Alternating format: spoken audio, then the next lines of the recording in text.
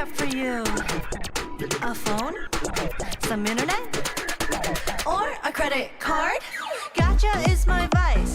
Designs are real nice. Animations you must buy. They're lit, you can't deny. Whoever you want, whoever you need. So could you never, ever want to leave? Characters that you desire, set it on fire. I'll make you spend your polygones away. That's my desire. You know heart rate is gonna come today. 3, 2, 1, fire! Proxy, proxy, proxy, proxy, proxy, proxy, pull, pull. Pull it, proxy, got a credit card? Proxy, proxy, proxy, proxy, proxy, proxy, pull, pull. Pull it, proxy, money, watch it burn. I know, they look kinda cute and nice and pleasant, but they're gonna take a lot of pulls, don't get arrogant. Watch out, hit that 0.6. Forget about going stupidity, no money in a blink. So drink your drink, don't you run your mouth. Think about something here, things will go south. Wanna push your luck, then okay, okay. Wanna burn to ash, think twice before you play. I'll make you spend your polygones away. That's my desire. You know heart rate is gonna come today. 3, 2, 1, fire! Proxy, proxy, proxy, proxy, proxy, proxy, pull, pull. Pull it, proxy, got a credit card? Proxy, proxy, proxy, proxy, proxy, proxy, pull, pull. Pull it, proxy, money, watch it burn.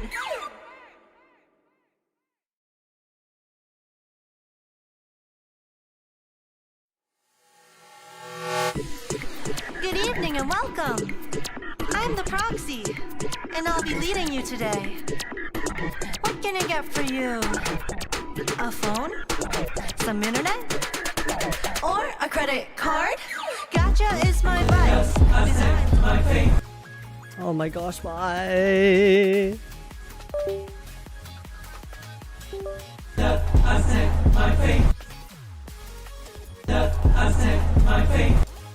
Hello guys, good morning. Guess who's awake? Jesus. Oh wait.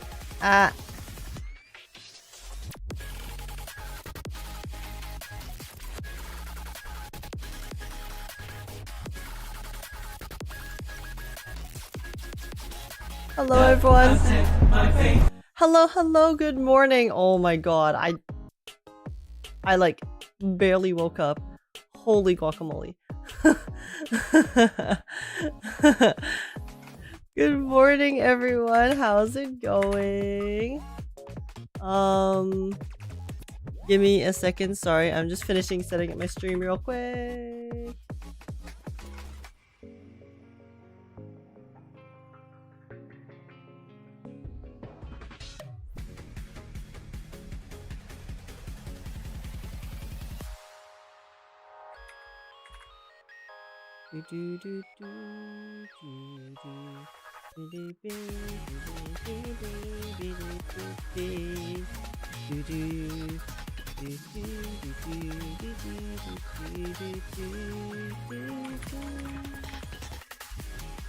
Hello everyone. Sorry.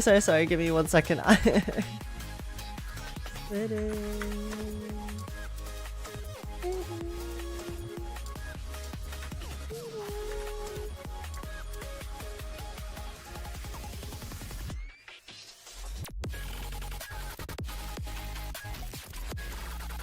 Twitch tried to find me an ad and didn't find anything. Went commercial break ongoing.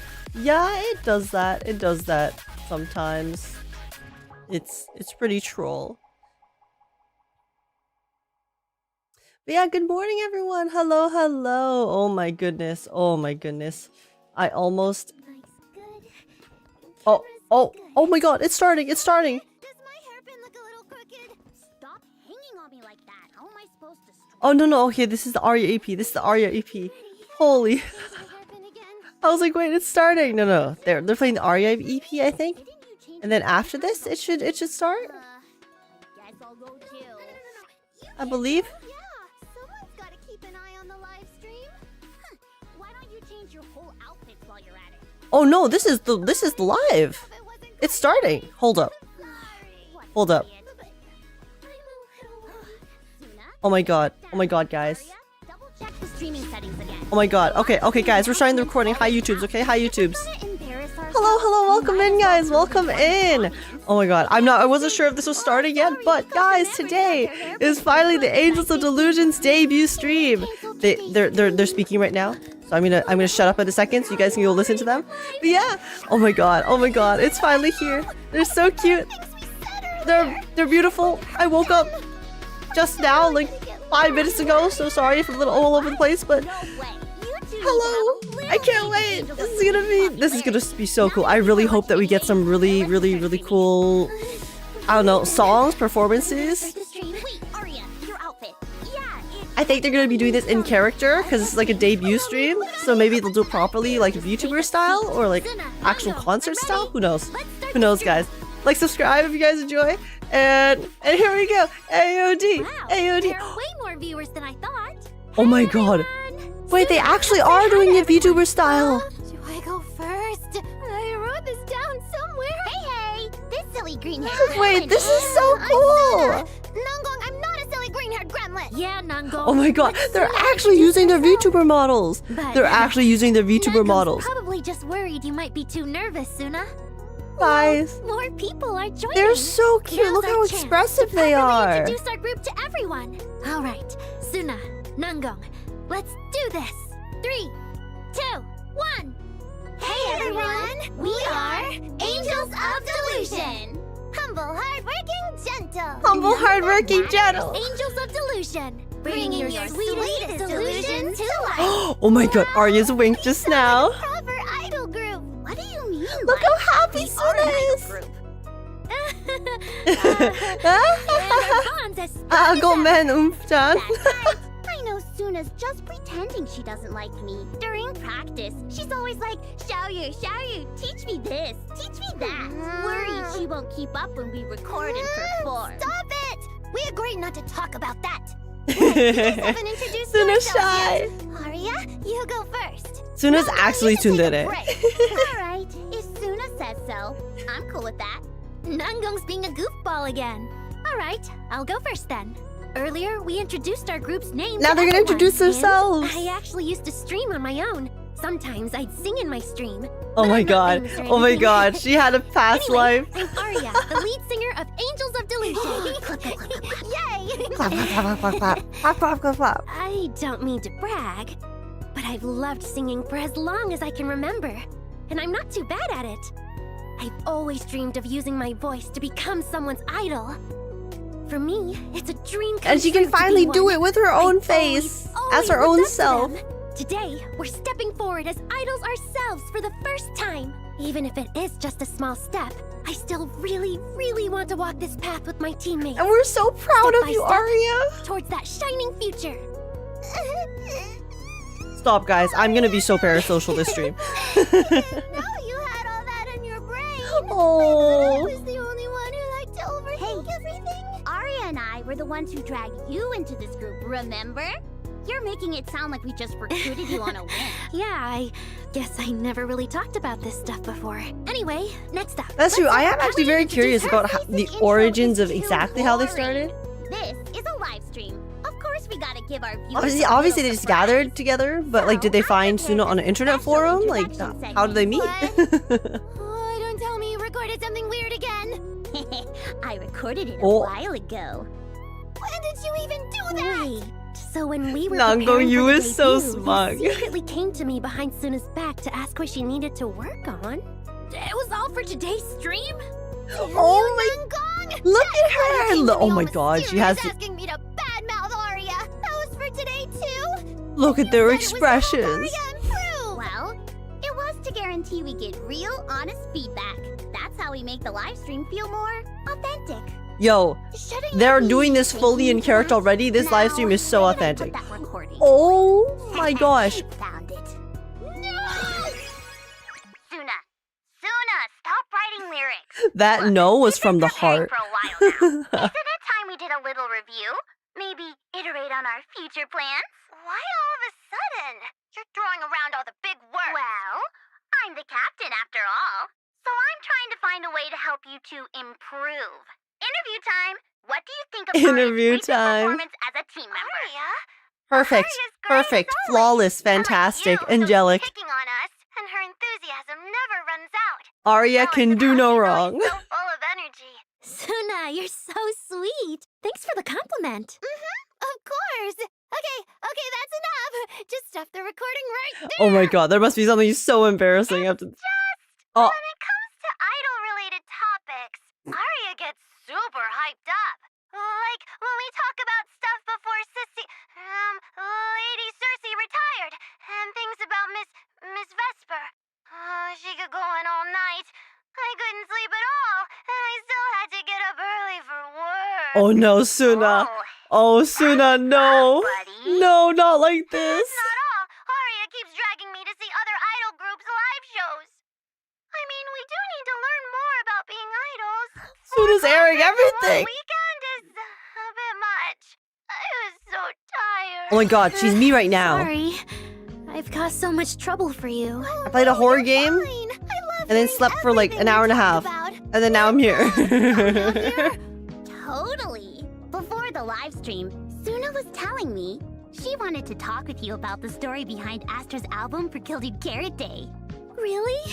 Yeah. I Look have a at signed edition of that album. guys. It took me forever Guys, to snag the one. expressiveness I'll show it on to you these right after models. this. Oh, I love Wonderland Reverie. I also Agree, like to slow it down to agree. 0.75 speed. Aria has taste. She has taste. I remember now. You said yesterday that you had to go out after the live stream. So you're dumping me on Aria to listen to her stories all night? Right. I almost forgot about that Oh myself. my god, Nangong, you. I'm gonna miss Aria's story of Astra's creation. Hey, listen, she has the strategies, okay? She knows her group members so well. Let's hear from our resident cutie, Sunna. Tell us more about yourself. Huh? I'm Sunna. I'm the group's composer, I guess. Though I'm not really good at singing and dancing. I can write music. Hey, I take that absolutely back, love Sunna. your What do you songs. mean? What do you mean, Sorry, Sunna? Your voice is so nice. And also, That's all for your your dancing, intro. I mean, I think your Hey, dancing's can I fine. ask a You practice question? very hard. What does it mean to you? You're to doing be great, an Sunna, idol? okay? I didn't say you could. And why jump straight to such a hard question? For me, it's like I hope people can feel warmth from our songs. I think. Since Aw. I'm not very good with words, I can't really express all the thoughts I have. When I see someone sad, all I can say is, "Don't be sad." Have you ever So, I considered want just music not to being speak for me sad? Instead, I want my songs to help chase away the gloom for anyone who hears them. And they do. They do. I'm so tired. Also, your very, very adorable face Oh, and voice Sunna put and that personality so does that as well, beautifully. Sunna. But your music Last also time, does. When you told me don't be sad, I thought it was because you didn't want to talk to me. Aria, no, I'm not like that. And Nangong, no one can even see the eye drops you just put in. Quit the fake tears. Watching little Sunna grow up like this. Mommy is so proud of you. Not Sunna Since calling when out did you Nangong for the become fake mommy? tears. That's No, excuse me, crazy. what kind of mom does that? Ouch! It breaks my heart when my little Sunna talks that way. Anyway, where's your little pet? Is she too shy Just switch to come up. out and say hello? Anyway. Come say hi to everyone. This is Bubblegum, Bubblegum. my kitty. If you keep picking on me, Nangong, I'll have Bubblegum bite you. Oh no! Oh, she's gonna sick him. Oh, she's gonna sick him. Oh, Sick him on her. too. We should beg for Lady Sunna's such kids. Oh, not Aria also Hold up. got playing into Hang on, it. You haven't introduced yourself yet. Hold on. There's still one more segment we haven't done. Aria Next up, playing along let's is hear what Aria has to say so funny. about Oh, wait, Sunna. she Nangong, you kept the receipts about everyone. Damn. Again? It's just Nangong. Weren't you working your part-time job with Sunna this afternoon? Sunna still had some stuff to take care of, so I came back first. This is Aria's robot Sure form. she'll be okay on her own? She has the robot Yeah, filter on just it. a small thing. So, how do you feel Sunna's been doing lately? Why are you asking that all of a sudden? Yo, she wants the tea. Perspective of our idol expert Aria, is there anything you think Sunna needs to Guys, improve on? not Nangong literally baiting them into talking shit and then recording it to show them on their debut live stream later. Doing great. She's super cute when she's focused Aw. on making music. She's super cute when she's handing out flyers. Agree. Not that cute. Bumps into someone she knows. Hey, Sunna. isn't very familiar Sunna, with you on don't the know date, your own the way value. She gets all shy is super cute too. Oh, and when she's trying not to cry, the way she grabs the hem of her clothes is super duper cute. Stop! If this keeps going, I won't be able to face the viewers. Aria's killing her with kindness. Hurry up and introduce yourself already. All right, I'll let you off the hook. She's just super I'm duper Nangong. cute all the I guess time. you could say I'm the group's dance specialist and also the team captain. Though honestly, I feel like calling me their big sister might be more accurate. As you can all clearly see, I'm a gentle, kind, and hardworking healing vibe idol. Truth, I help my members Nuke. put together their practice plans and help them solve any problems that come up, like finding part-time jobs, reaching out to collaborators, designing merch, stuff like that. I absolutely love taking care of everyone, looking after Aria and Sunna, and of course, all of our lovely Delulus. So don't be shy. Come talk to us anytime, okay? Even though those things were indeed handled by Nangong, but gentle, kind, and hardworking. I know. Nangong makes it look like she always teases Sunna, but the truth is, she loves her the most. Aria, where did that come It's from? tough love. If I don't cut It's you tough off love. now, this is gonna get weirder. I've been the only one getting grilled. This should be my turn to ask Nangong something, right? What does being an idol mean to you? Looks like little Sunna is angry. Trying to put me on the spot, huh? Honestly, it's kind of hard to put my answer together. People have been telling me I'd make a great idol. I've been getting calls from a lot of agencies, too.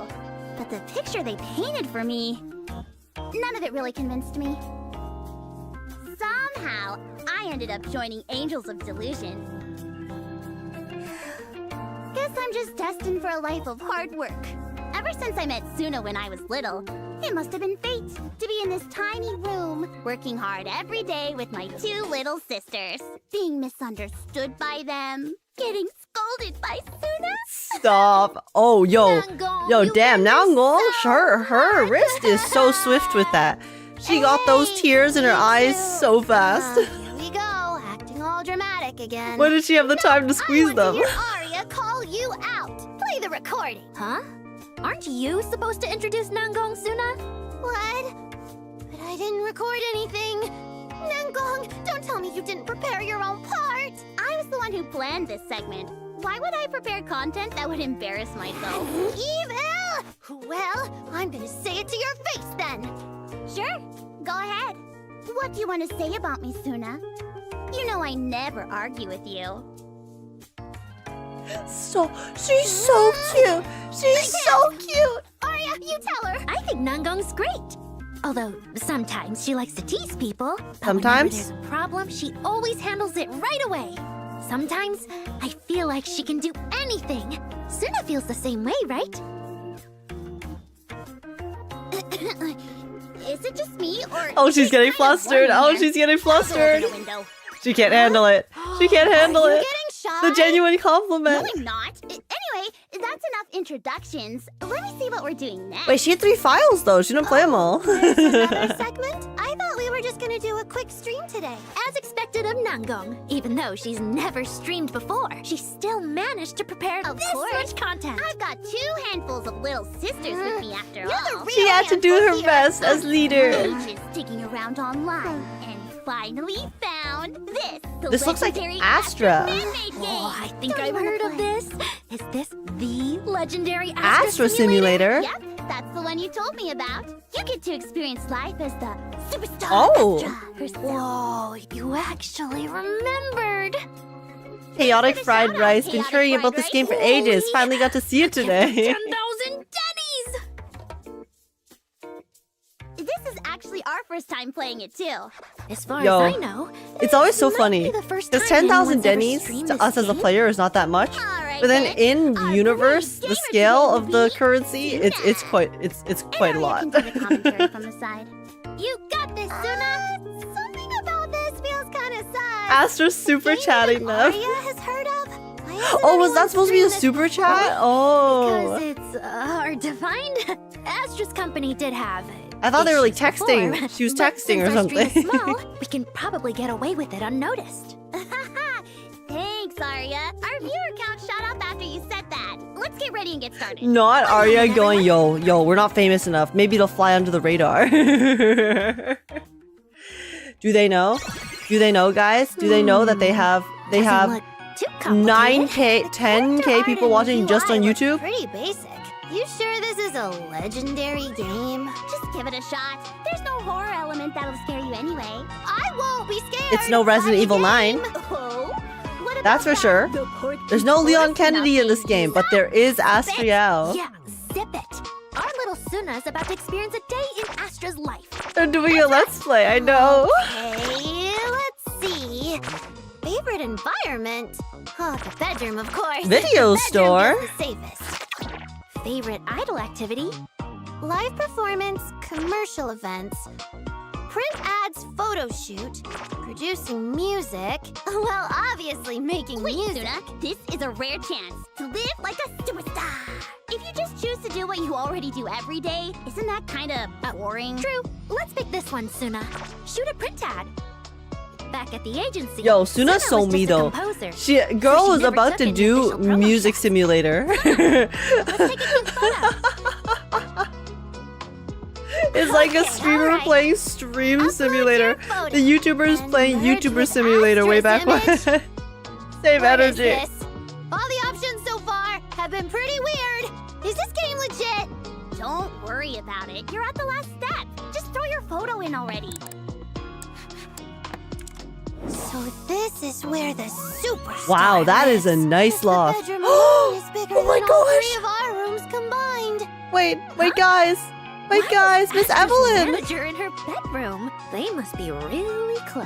The manager lady. Oh, really close, eh? Beautiful. Just like a princess. Really and a close, knight. eh? Huh? Both the princess and the knight are girls? What's wrong with that?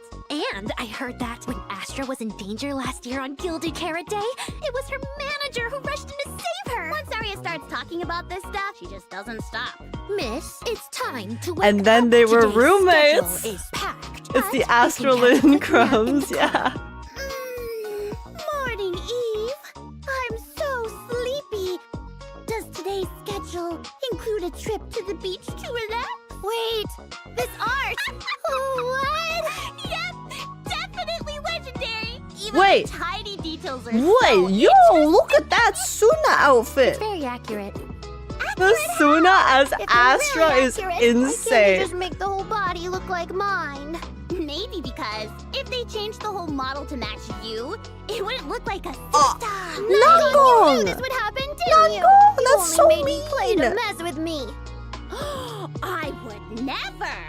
But seriously, I think you look adorable. So this is what you'd look like if you were taller. Sunna Yao. Sunna Yao's you right look here. adorable. Aria, why are you taking her side? And look, our viewer count's going up again. Come on, Sunna. Let's continue. Today's been totally worth it. Okay, fine. I like how this entire thing We've got a full is day of work Nangong today. bullying We have Sunna, podium this Sunna morning. retaliating, Soon, we're stopping and then by the Aria just photography chilling studio on the to side prepare for enjoying the endorsement entertainment. shoot. This evening there's a movie premiere. After that, we have exclusive interviews lined up. So this is what a superstar's daily life is like. Just hearing all that makes me want to sink back into my chair. Don't worry, Sunna. Shut This the will be your window, life lock soon. the door, turn off the lights, and go back to writing music. Wait, there's gotta be a break between the morning meeting and the afternoon shoots. Eve, don't think you can hide that from me. Miss, that buffer time is reserved for unexpected Stop. Why is there situations that may in-character arise. voice Either way, acting you so should good. Get out of bed first. Hold on, what is this? Some kind of live-action roleplay? Aria's just trying to make the experience extra immersive for you. Say thank you, Aria. Thank you, Aria. Don't mention it. Anything for little Sunna. Huh? Wait. Little this third Sunna is... option- Why does this feel oddly familiar? Last last Saturday morning, when Sunna and I were supposed to go to work together, I heard an excuse exactly like that. I really Claim was you've been hit with inspired to write inspiration and need to something. stay home and write music so you can sleep in. More sleep. I can vouch for that. After Nangong left yesterday, Sunna spent the whole afternoon staring blankly at the rain on the windowsill. And 4 days ago, she grabbed a recorder in the middle of practice and ran off to 6th Street to talk to a cat. Sunna's always serious about composing her music. Aria, how do you know all this? Actually, I know everything too. Those are all part of the composing process. Plus, you two never have to worry about losing your hair. I'm the only one stressing out when it's time to write. They're referring to her character demo, right? I'm gonna get back to the game. I remember in You can Sunna's pick character option one. demo, Let's see she how was we running talk around first. trying to get songs or sounds No. from all over I in wanna see 6th Nangong Street act and other cute. places, Lumina Square. I want to see Astra act cute. Come to think of it, I Astra's schedule is I so also want to packed. see Is there really Astra any Agekk, space yo. for slacking off? I don't know. Here's what I do know. Don't listen to Nangong. Eve, but I really want to go to the beach and feed the seagulls. I already promised them I'd go today. I can only buy you a little bit of time. And if anyone recognizes you, we're leaving immediately. Why okay? did they switch roles? Thank you for the highlighted message. Oh. But this doesn't feel very realistic, does it? This game is pretty realistic. I want to play it too. Superstar like Astra, who's busy every day, would not have time to feed seagulls. Yeah. Oh my I bet gosh, guys, the Astra's super time chat. gets fed straight to the mics and cameras. But I did hear someone say that Astra will Super randomly chat, spawn at arigato. various locations across New Eridu. She's written so many songs, taking us on a journey through every corner of Redo. If she didn't go out often to gather inspiration and experience life, Makes how a else lot could of she do sense. that, right? That's Aria, our idol lore master. Where did you hear about that? That's what Vesper told me. She knows everything about the big stars. After all, she's a pretty amazing idol herself. Well, Sunna, keep playing. No. Oh, Otherwise, not the who knows how trauma. long Aria's gonna Oh, keep the going. PTSD. Whoa, this Oh, the studio mood is drop. huge. Yo, Compared to this, dude, the place pixel we art that they rented did for this is so MV good. shoot. Be grateful. That place we rented, we had to pull half a month of all of our savings just to rent it for one afternoon. The space we rented And was then a pretty basic, hurricane and our video tore it turned apart. out pretty average too. But when I was in the studio, hurricane. I finally felt like a real idol for once. Huh. Too bad about those mannequins. I spent so much money. So much money? Oh, what money? You heard that wrong. I Oh my said god, I she spent admitted so it. much She admitted time. it. I spent so much time getting them ready. She admitted it, guys. Okay, here's my thought. Nangong, Even though you? the Gilded Carrot Day show was pretty successful. Our if resident rich future girl. concerts don't sell Rich girl well, hiding then it. These audience members Hiding can at her least wealth, help trying fill to the venue. save it for So AOD. you two don't see an empty venue and go cry in secret later. I did not cry. It was Sunna. I'm going He back to the slipped up. game. Nangong, stop distracting me. Thank you, Eve. After completing my promise with the seagulls, I'm feeling so much better. I can't get over how good Weird. the pixel art The way is. Astra talks in this game sounds just like how she talked when I met her last time. Like, it looks like we've got quite a few astronauts in chat. Sunna, why don't you show everyone that photo you took with Astra? Yeah, I'm sure everyone would love to see it. No, last time someone said I was trying to. Let's just Hey. keep playing. Hey, ignore the haters. Miss, Ignore the haters, The Sunna. photographer you wanted to meet is also in the studio today. You two can have about a half an hour to meet up and talk. And Miss Cersei. Cece's here too. I'm afraid Miss Cersei is still recovering by the seaside. She sent me a message that she probably can't accept our previous invitation. This voice is so fun. Next time I'll go find her and drag her out myself. What? No way! Lady Cersei's in the game too? Lady Cersei, please make your appearance. My body is Stop. Wait, Aria, didn't you hear what Miss Bodyguard said? Yo, It's the Aria whipped out the light photographer sticks. that has to Goddamn, yo, I'm infuse. slacking. I'm Never mind, slacking. What I better keep the? my distance from you. Don't want to get smacked by your glow sticks. What do I do? Aria, you want to take over for a bit? I'm gonna take a call real quick. Weird. Who could it be? Hello. Is this Miss Sunna? I'm Astra's manager.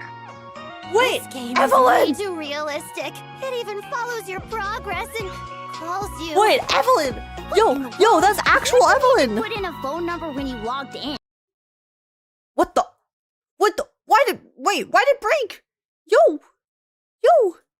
Why? Evelyn broke the stream! Yo, what?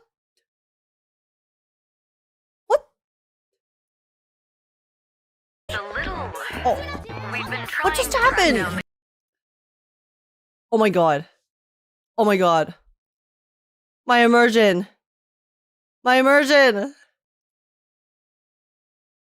What the hell? Fix it! I'm trying! What? It's nothing serious. Why did my stream break? What is this? Sorry. Technical difficulties. Give me a second. Your progress and calls you. Oh my god. Chat. 1 second. What in the world? You didn't even. If that's what they want, sure. But are you sure they're not Oh too... my god. Give me a second.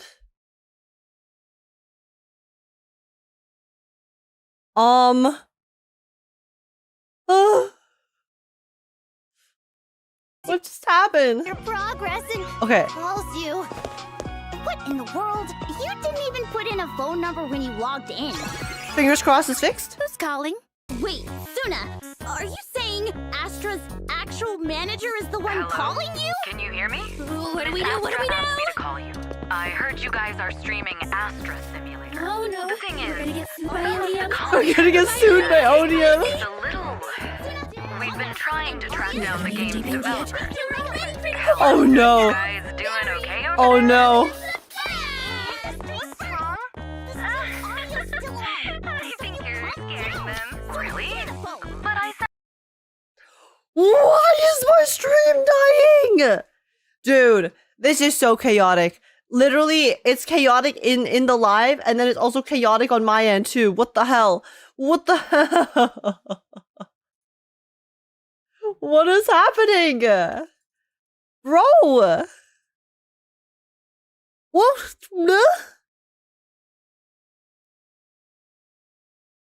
What? What's going on?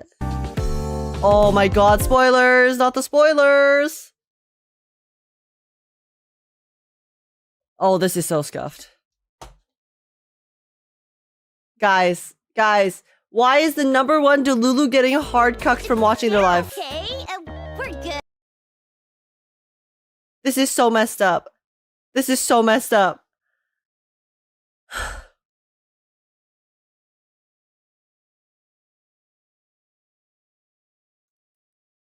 Guys, I just want to watch the AOD live.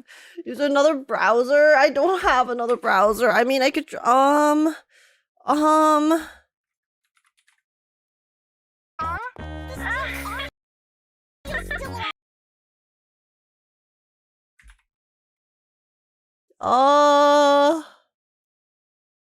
give me a second. Sorry.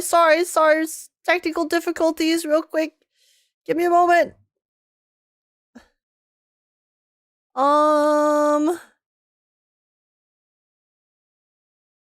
Yay! I remember you guys. Okay. Sorry. I think I might have. Maybe we opened an edge and it's fine an edge. Hold up. Let me fix this. I'm so sorry. Video watchers, I apologize. This is like so okay. Oh no. Okay. We're gonna get I sued think by this should be fine. It's a little... We've been trying to track down the game's developer. Hello? You guys doing okay over there? It's Chrome. Okay, screw Chrome, guys. Screw Chrome. I think you're scaring them. Really? But I sounded perfectly calm. It's Evelyn's just intimidating. She's just intimidating by default. Is there anything you need from us? It's nothing serious. How about this? Can you guys swing by Starloop? We're not looking to hold anyone liable. We just want to know where you found this game. No problem. can I bring my friends along? They really like Astra. Yeah, just Astra's #1 fan. Definitely not because we don't want to get sued. Just don't want to get sued. They're okay. We're good. Anyway, we're heading out now. We'll be there right away. Yay! I remember you guys. You're Cecilia's students. I'll have Eve prepare some snacks for you. Oh, we're even started. We're gonna end up in court and stuff. Not them starting with a scandal. Didn't the lady manager say she's not holding us liable? Yeah. Wait, is the live stream audio still on? Guys, How do we turn this guys, off? not muted, not muted. People just heard that our first ever stream got caught by Astra's manager. We didn't get caught. Is this the button? Oh. GG? GG? Game over?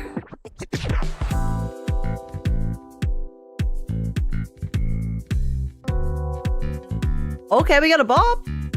We got a bop here. This is their outro screen. Hey, their outro screen is very, very nice.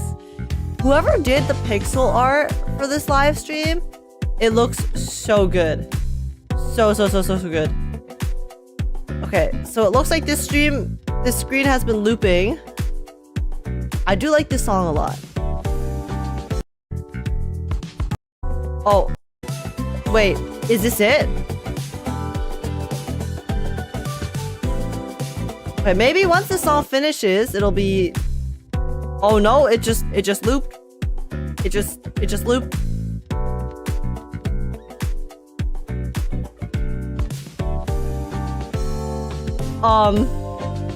So you're telling me I had technical difficulties literally at the very end of the AOD debut stream?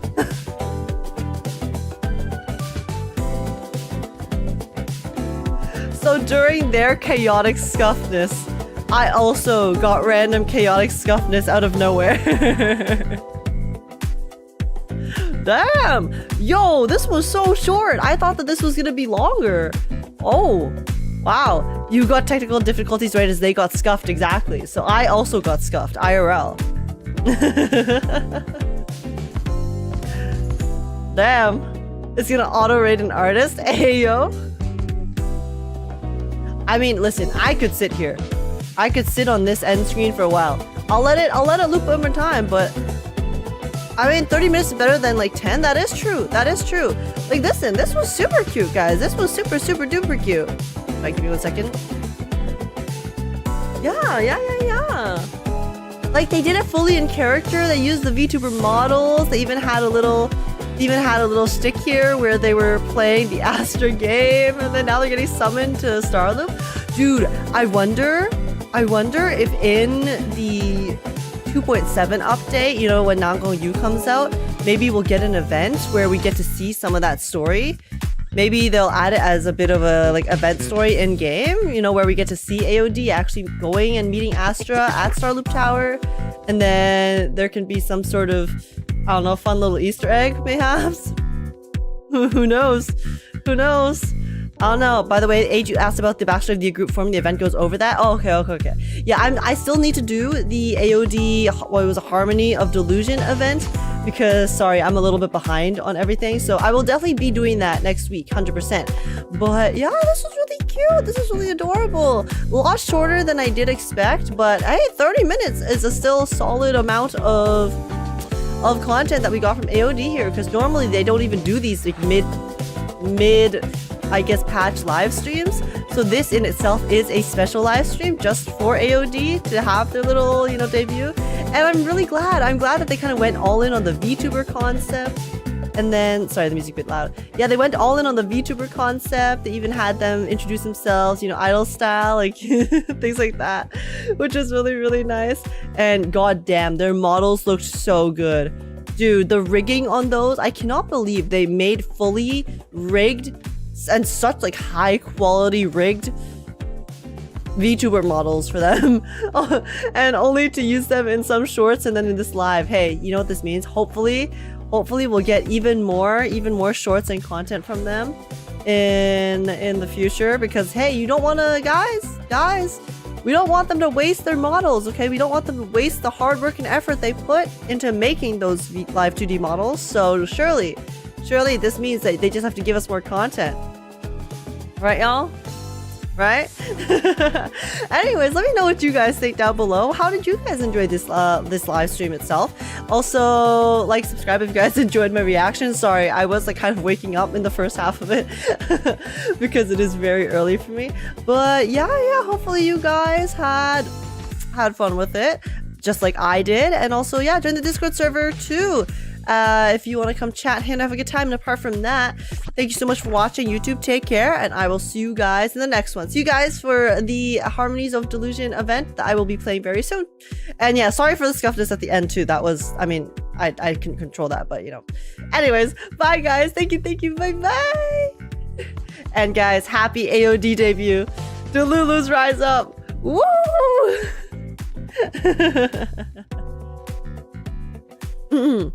Looks like there's another one next week. Oh, is there? Wait, another live stream or like AOD live stream? Wait, are they gonna do like regular AOD live streams for a little bit? Special program? Or no, that's gonna be like the literal 2.7 special program, no? Like that's gonna be the regular game special program?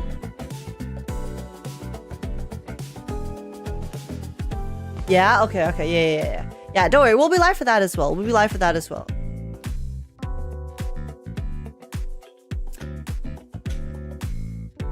There's a Sparksy MV? Dude, I haven't even watched any of the Sparksy trailers, period. So yeah, we could go watch those in a sec. We have an hour to kill before the podcast, so... we have a podcast, a Wuwa podcast at 8 a.m. So... What a funny we have an hour to kill until then. The AOD scuff got to UH. The AOD scuff did get to me. And so we had AOD scuff and we also had AGE scuff. So but yeah, Wuwa on the 13th and then Zenless on the 14th. Packed weekend is the 13th. Which day of the week is that?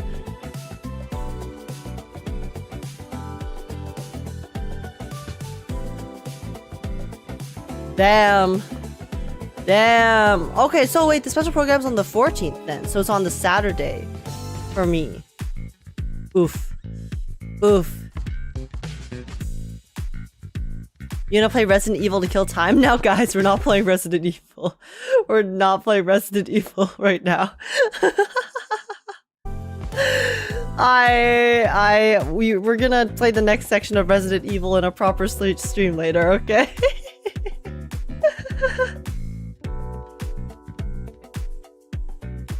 Wait, it's in-game. It's a special guest live stream in 7 days. I don't know if that's a special program.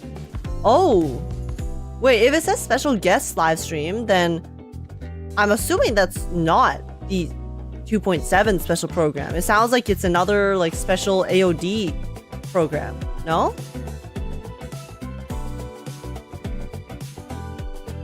Either way, I'll double check the dates next week. I'm too tired to care right now, but not gonna lie, that Astra Simulator game should be on Steam. Imagine they committed so hard to the bit that they actually made it a game and added it. That would be insane. That would be literally so much effort, even more effort than them just straight up doing like making whole ass VTuber models for them. I fully expected them to have some sort of performance in this. Like maybe, yeah, some sort of just singing performance, I guess, but I guess it got cut off.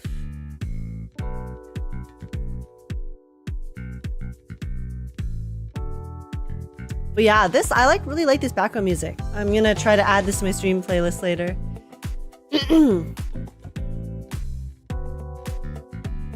Also, congrats, Michael, on your polls. Me as Astra Yao, I have no good picture of me. No, for real though. This was so funny. Look at this.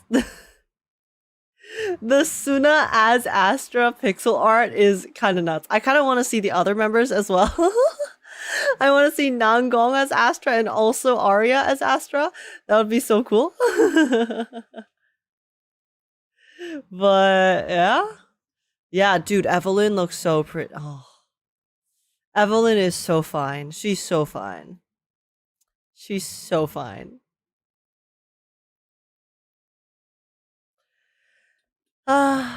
Anyways.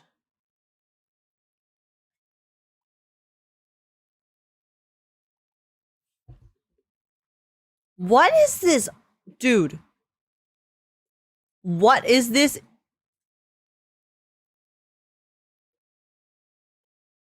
What is this emote? Bruh.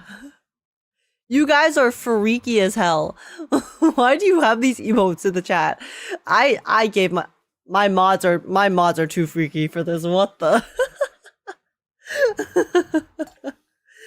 That is kind of nuts. That's kind of crazy. I will not lie.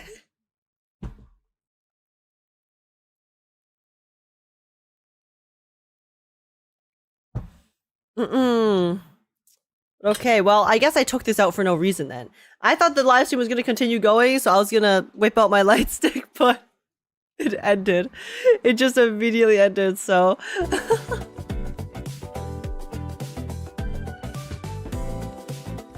Let me put it back away real quick. That's what happens when you give Grim and Wiz the keys to the city? Yeah, sounds about right.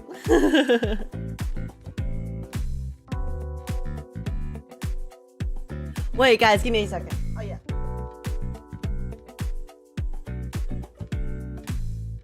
Guys, any code? No, there wasn't any code. It was just a kind of like special... It was a committed to the bit type live stream.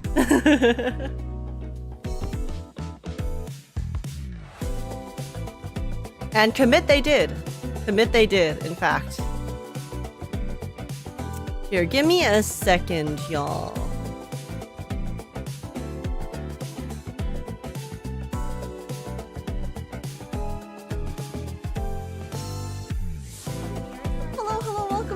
Welcome in. Oh my god, I wasn't sure if this was starting yet. Good. Okay, sorry. Was just checking the recording real quick. AOD debut live stream special program.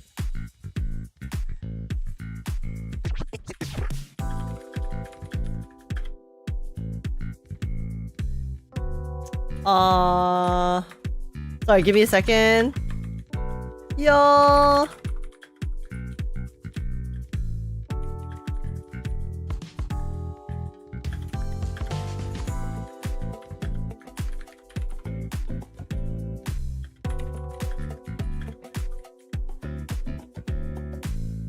Okay.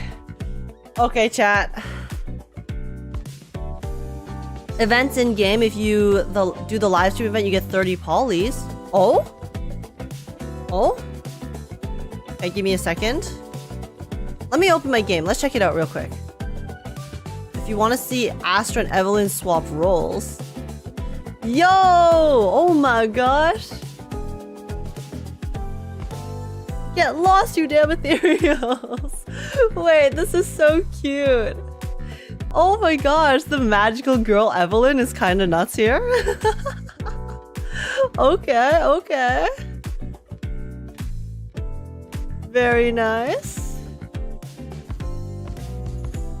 Oh, and then look, the glass is falling off. It's so adorable. Oh. No, artists are so talented, y'all. Dude. People who like draw fan art of the game characters, I owe them my life. I owe them my life for all of the food.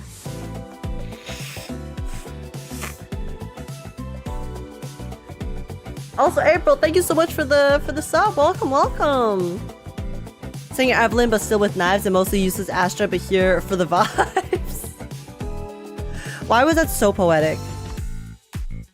That was really poetic night. It was fun and infinitely better than Lucia's ASMR.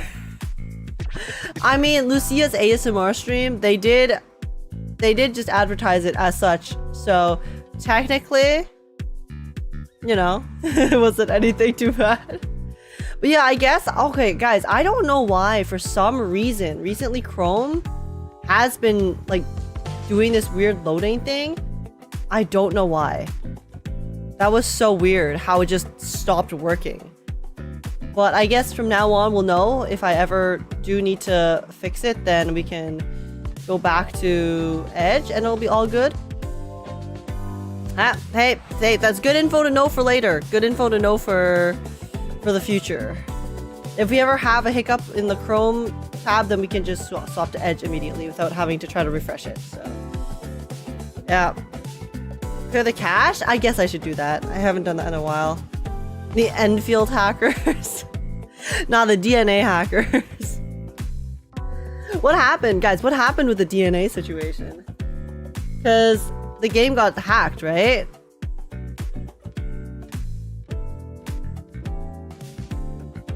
I'm calling ZZZ not a game from now on, but interactive anime with AOD is like breaking the fourth wall, but also not. This is just the most advanced level of marketing. Very advanced marketing. It did? I didn't hear about that. Really? It was like a huge thing.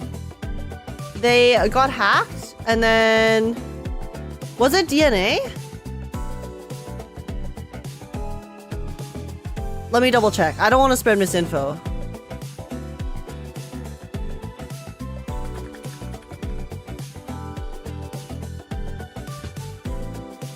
Yeah. So DNA got hacked and then the hackers like did this. This happened last week, I think.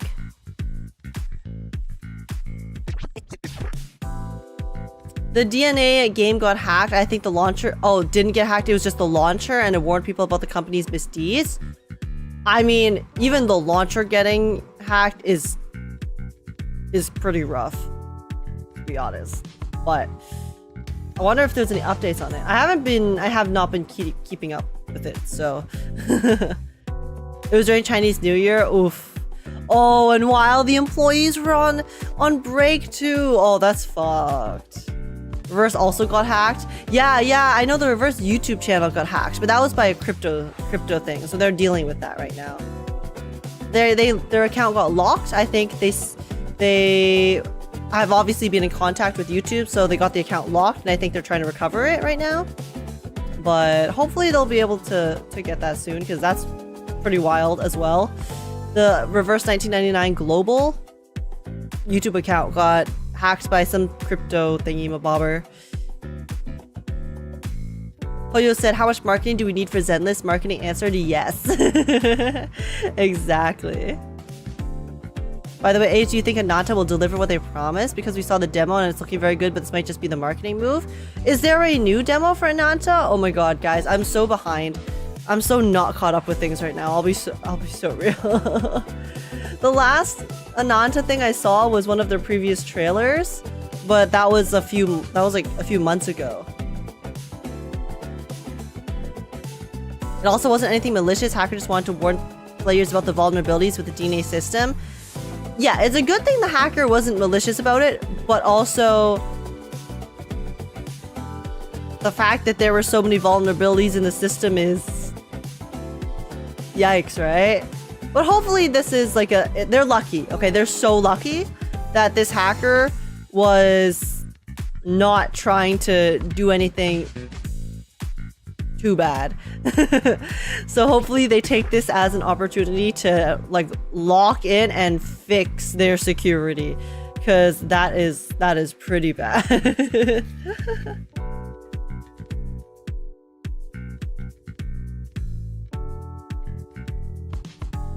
TBH, the Ananta doesn't really showcase much in my opinion. It seems too curated still.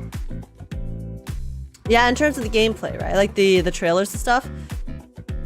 I guess we'll just have to keep waiting and see, because it does seem like they've changed the direction of Ananta, like their game, quite a bit from their initial idea. So that means that they have been kind of shifting their development quite a lot.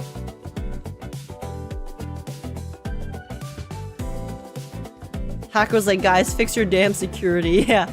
Yeah, they're very lucky that that's all the hacker wanted to do.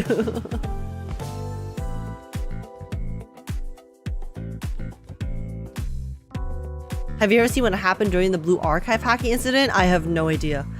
I have no idea about the Blue Archive hacking incident. This sounds like hidden lore. Are you gonna play the new story for Reverse? Yes. I'm not gonna play today though, because I'm still trying to catch up with chapter 11. But later today, I will be playing the rest of chapter 11 for Reverse 1999, the main story. So then hopefully next week we can start the new story, chapter 12, which is the current patch that just released today, I believe. Yeah, because I'm a little bit behind on the main story for Reverse at the moment, so that's why we need because it's the main story, we gotta finish the previous one before we can play the new one. So that's the plan. We will be catching up with it today, so then we can hopefully play the new story next week. Hey, check out the Spark CMV. Yes, I will. In a little bit.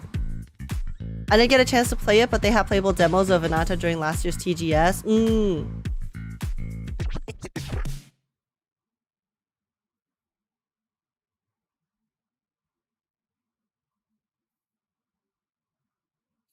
So everybody's game had ridiculous amounts of Koyuki spawning in everywhere and flooding their games. Koyuki? Is Koyuki one of the characters?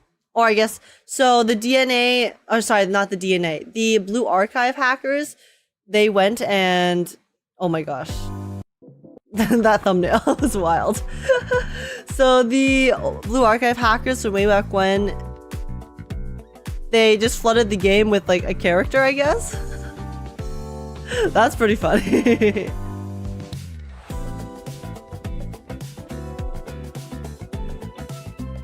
You're supposed to check in-game for the stream? Okay. Let me do that.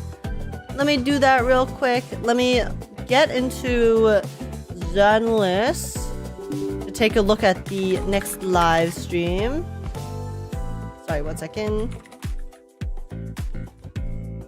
And then we will take a look at the Sparksy trailers.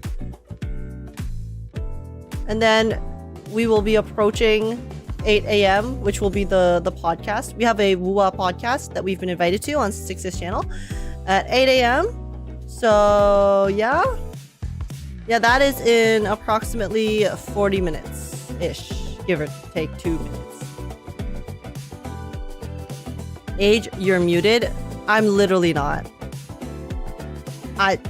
Stop trolling, Tasneem. Well, since I'm up, I'm gonna do my Shiyu since it's new. Yeah, I did not end up doing my Shiyu last cycle. I opened Zenless to speedrun my dailies like a minute before reset, and then I saw there was 12 seconds left on Shiyu. I was like, oh, whoopsies. Whoopsies. Oopsie daisy.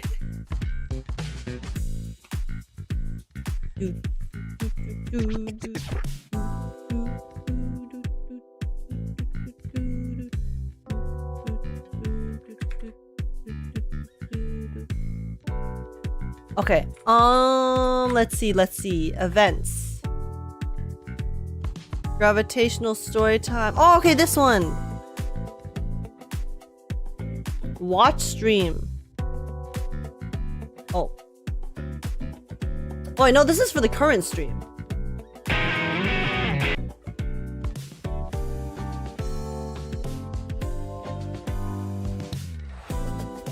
Okay. Wait, so more. Where's the next live stream? Wait, no. This is the... Okay. Calendar? Events calendar? No, these are only in-game events. Where does it say?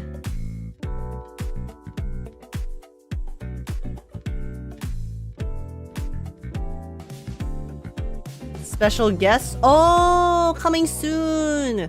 Oh, okay, so this is the current stream. Okay, so Apprentice Angel is the live stream that we had today.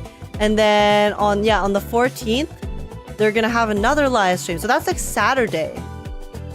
Oh, all right. I see. Intriguing. I am assuming that the next live stream will have Astra and Evelyn in it. It's probably gonna maybe like follow up on what happened in today's live stream. That's my guess. And then maybe we'll get a song. I'm still waiting. I want more music, guys. I want more music from AOD. So yeah. It says 2.7 talk there. Where?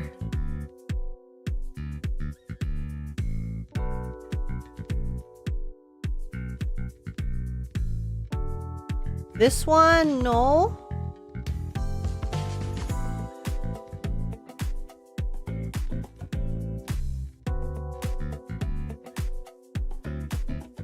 On the coming soon? Oh, here, this one. Okay. I see.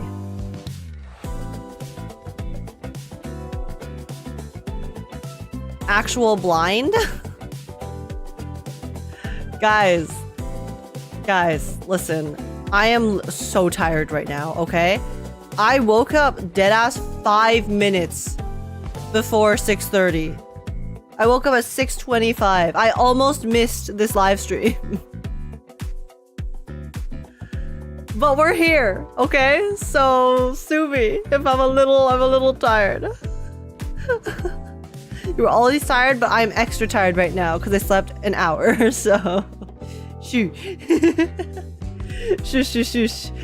But okay. Shoo time? I can. Okay, wait, give me a second. First, let me see.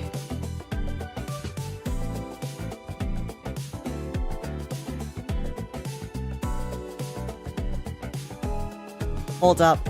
I want to test. How much does this cook my live stream? Because I just started uploading my reaction. I need to post it. But like, how much does this cook my live? Let me know.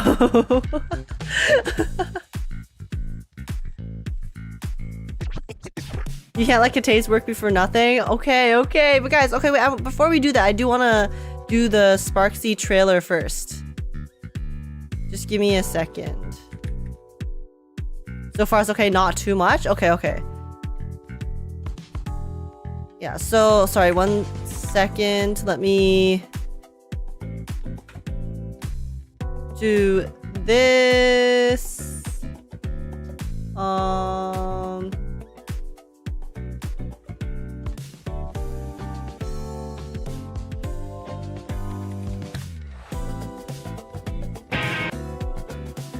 And then here.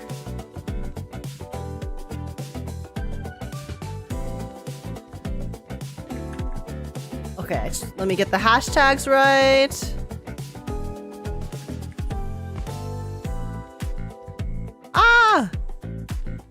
Sunna, Aria, Nangong, you, Encore for an old dream.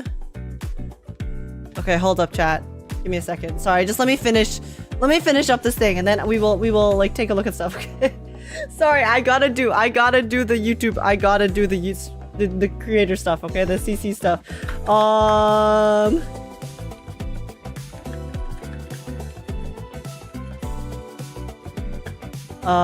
AOD debut live stream reaction. Okay. And then okay, Age, do your thing. Yeah. Okay, so after this, after I finish doing my uploading, we will take a look at the Sparksy trailers real quick, and then we will do a bit of Shiyu before the Wuwa podcast, okay? Okay, that's the plan. Sounds good?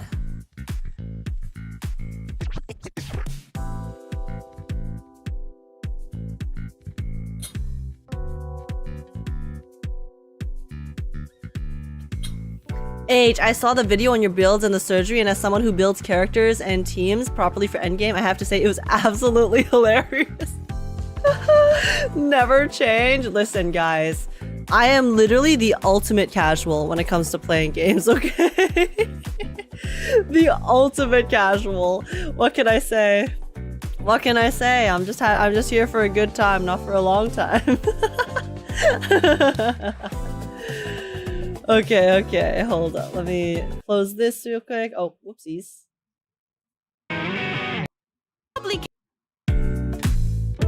Okay. Let's keep this going. I do want to find what this song is called and then add it to my stream playlist though. Because it is very nice as a background music.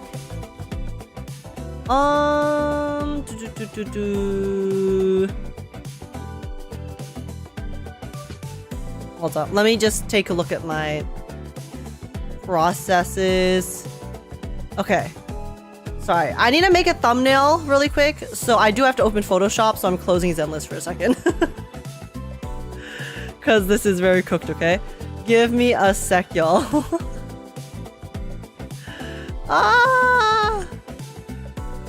Here, let me speedrun this thumbnail.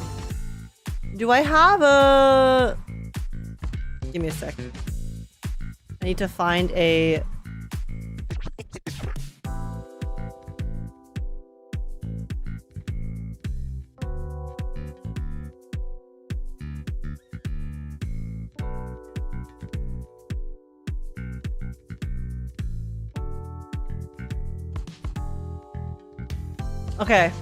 Okay, guys. I'm gonna need to be real embarrassing for a second, okay? Guys? Give me a second. I need to make a face. Hold up. Chat? Don't judge me. Don't judge me. Don't judge me. One second.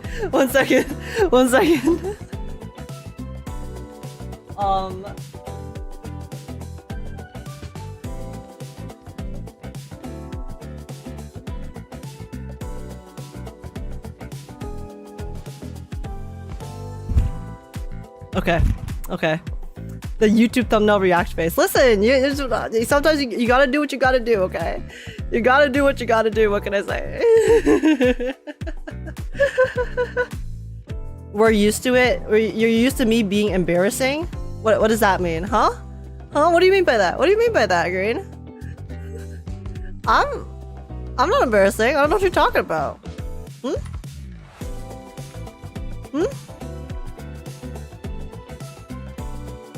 Okay. You know what? While I do this, I will give you guys... I've been making a like stream playlist for songs that are a bit more... that like have vocals in them. Because usually I do instrumental songs because when I'm talking, it's hard to have both going. But I do also have like a stream jams playlist. Hey friends, I'm Jen. And Oh, a little whoopsies. thing I love about the original So, Chick-fil-A chicken sandwich. I guess for situations like this, you guys can listen to some vocal music. I love this song. Here, enjoy the bops while I make my thumbnail. Give me a second.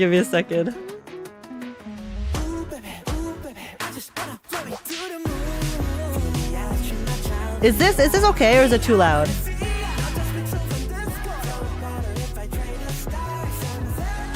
Okay. Alright, sounds good. Okie dokes. Okay, give me a second. But yeah, so just let me quickly make this thumbnail.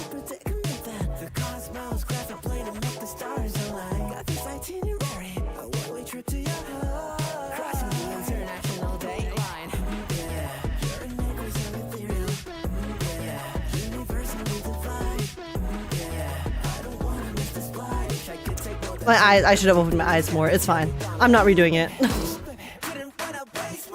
I'm redoing it. 1 second. Sorry. One more embarrassing we got.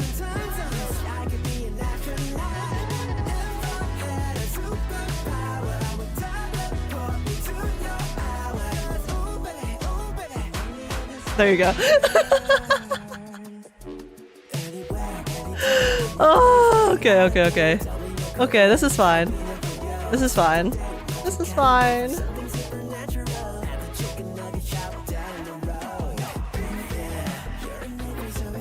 But yeah, no, this song is so good. What the heck?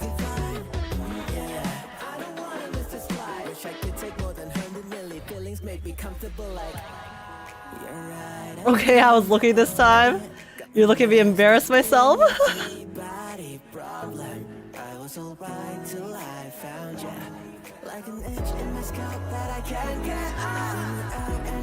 Okay, okay. Oh, I forgot to swap back. Whoopsies.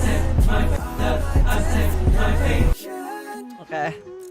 Give me a second, y'all.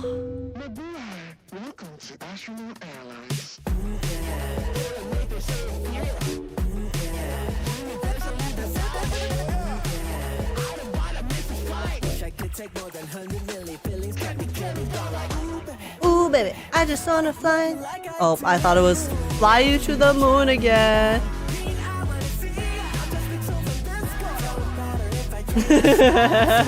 Stop laughing at me, guys. Stop it. Stop it. Listen, here's the thing, okay? I know a lot of YouTubers, they just have like the same few images they recycle. But I don't know. For me, I literally make a new face every single time.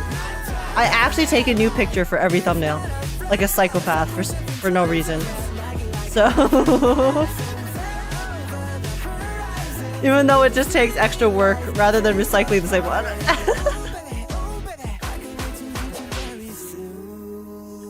I don't know, I feel like it's just easier for me to encompass the exact feeling that I want if I just take a new picture for each individual thumb. I don't know if people actually care in terms of seeing repeated ones, but like I think for me personally, when I see like I guess people who make a lot of thumbnails reuse the same face, sometimes I'm like, eh. That's why I make a new one, but also I feel like I'm just overthinking it. I think I'm definitely just overthinking it, so.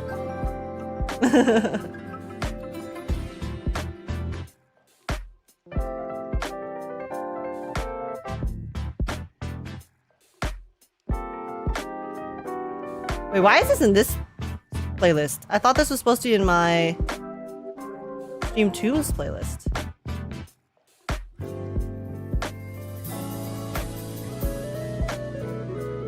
Whoopsies. Well, okay, that's fine.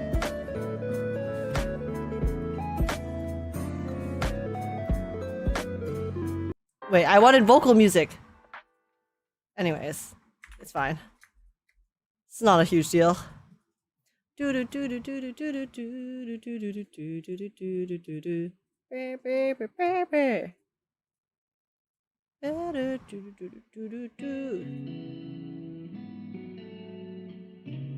Okay.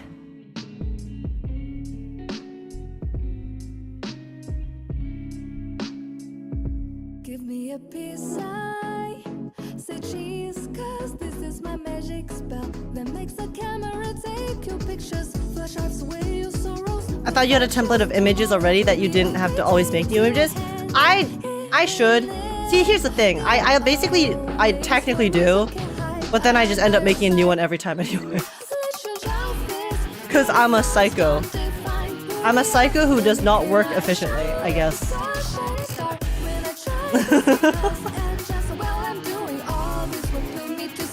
Shrewd.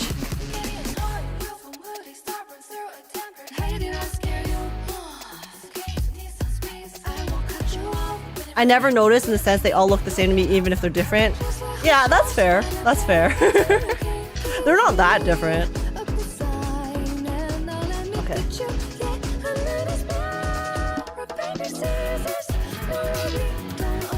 You gotta find a good screenshot.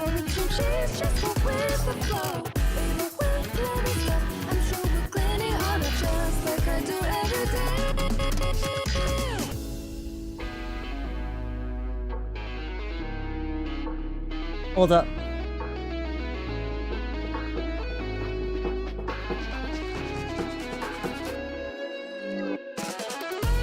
This is a pretty good screenshot, I think. You guys think so? I think this is pretty good.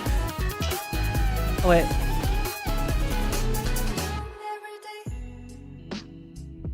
Hold up. Turn off the caption. When is the Wuwa podcast again? It's in 20 minutes. It's in 20 minutes. And it's gonna be centered around Luuk, I believe? Mr. Luuk Herson, second half. Guys, I still haven't posted my freaking... Oh my god, my trailer react. Okay, trailer react will be going up today. I literally have it uploaded. I just need to make a thumbnail. That's my bad.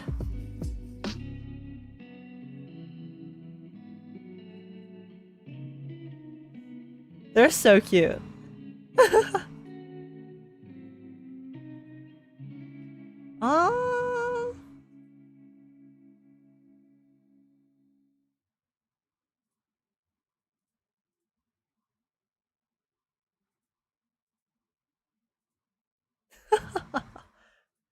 Okay, firstly, I'll test what this looks like first.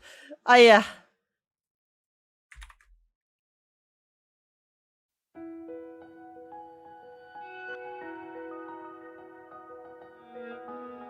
Okay, that's cute. That's cute.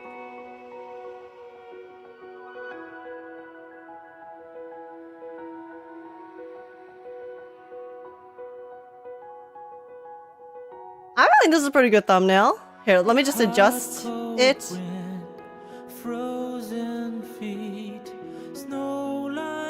Let's just adjust the balance a little bit so it's not this crazy.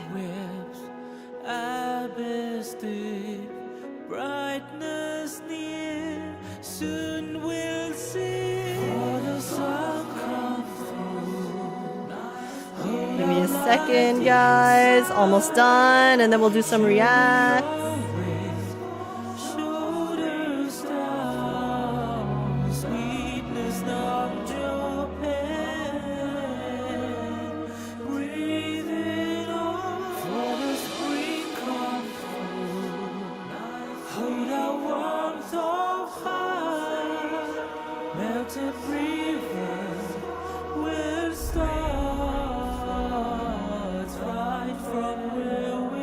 Okay.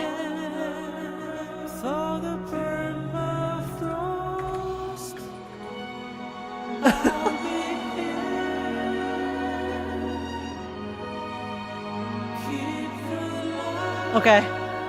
Okay. That's good enough. Alrighty. Alrighty. Beautiful, beautiful, beautiful, beautiful, beautiful, beautiful. Did you know Sevi S6 Luuk? Yes, I saw. I saw. And I'm very, very happy for her. Arthur clenched fist. That should be me. That should be me. Man.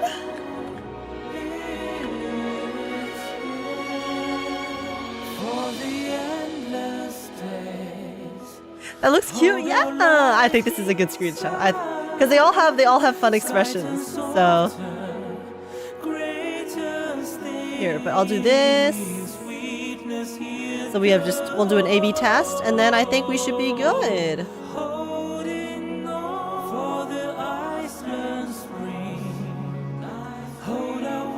Anyway, starting work now later. See you at the reverse stream. No worries. Take care, Trickster. Take care, and good luck at work. I hope it goes well today. What happened? Who S6'd what and who? Sevi! Sevi plays. Sevi S6 Luuk and Wuwa. And I'm definitely not jealous. I'm not jealous at all. Not jealous whatsoever. Not a single iota. Of course. Of course. Mm-hmm. Mm-hmm. No, I love Sevi. I am really happy for her. That should be me, but... Okay, okay. Give me 1 second. We can hear loud and clear.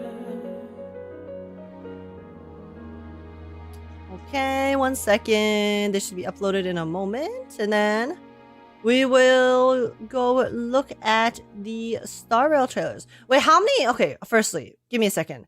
I need to see how many Star Rail trailers there are, because I have more than one to look at. So, because I wanted to do a kind of like mass react of all the Sparksy trailers since I haven't looked at any of them yet.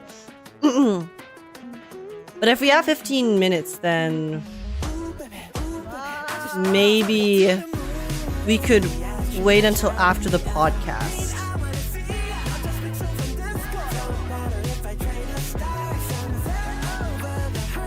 Hold up.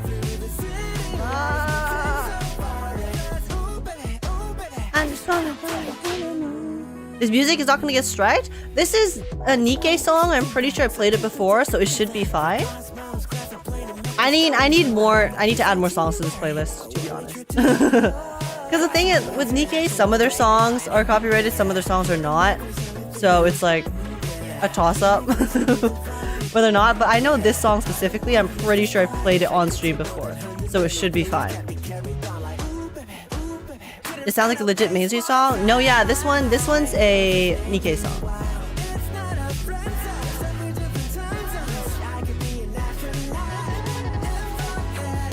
I literally have 4 songs on this playlist.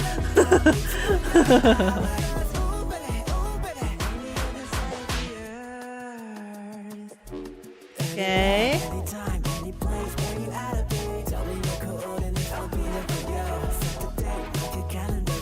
Sorry, give me a second.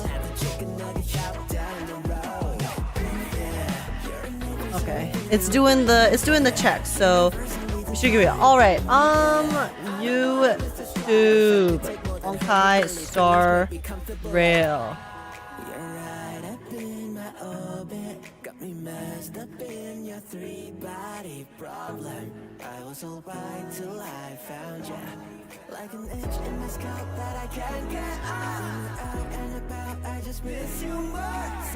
Okay, so there's this one, and then there is the character trailer. The 3 minutes, 5 minutes. Oh, but now we have 10 minutes left. Okay, I don't want to be late to the podcast. So, hold up. Give me a second. Let me stock sticks. Twitch.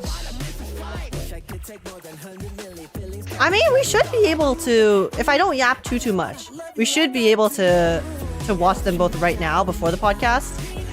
Give me a second.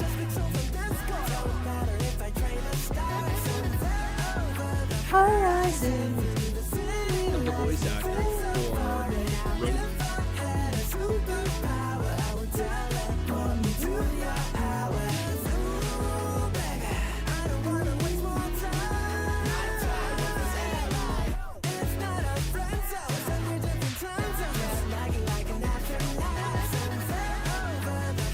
Nikkei, get to Goon and have amazing music? True! YouTube recommended me your Zenless videos. Very good videos to sleep after a night shift. Oh, really? Thank you so much for enjoying. I'm glad you've been having a good time. And welcome, welcome! How is it going? Do the Ravings one, the first one? Oh, so the character, the Sparkle trailer. Yeah. Okay. Okay. Here's the plan. We should have enough time to do a very quick reaction to the Star Rail trailers. So, why don't we do that right now? Just give me 1 second. Because I need to open some music for us to listen to. We can do the March trailer music. So yeah, we're going to do a very quick Star Rail reaction, y'all.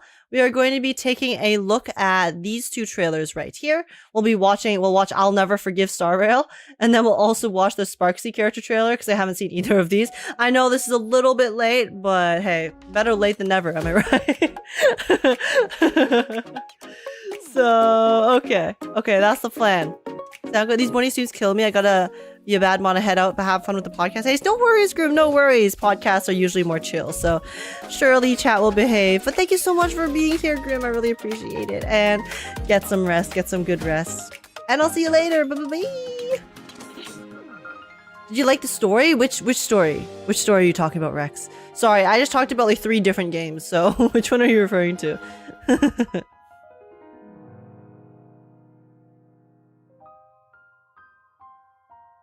Do the Raving ones is a full bop? I know, okay, chill.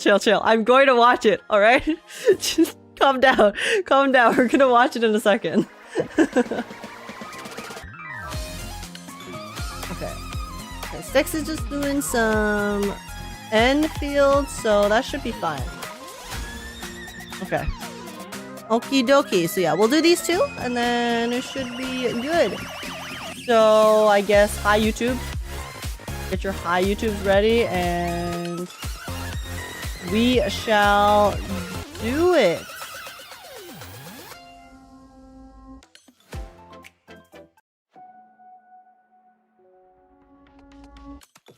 Did you like the Luuk story? Yes, I really liked it. I think it could have been like a tiny bit longer, and like it actually showed a bit more of Luke's past specifically that we saw from his trailer. But apart from that, it was very, very good. A very nice little interlude segue to whatever is gonna happen next. So yeah, that's my general thoughts. Well, I'll probably talk more about later.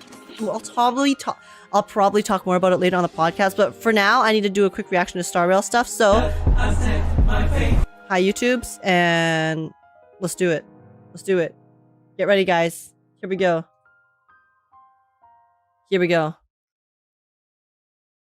Hi YouTubes, ready?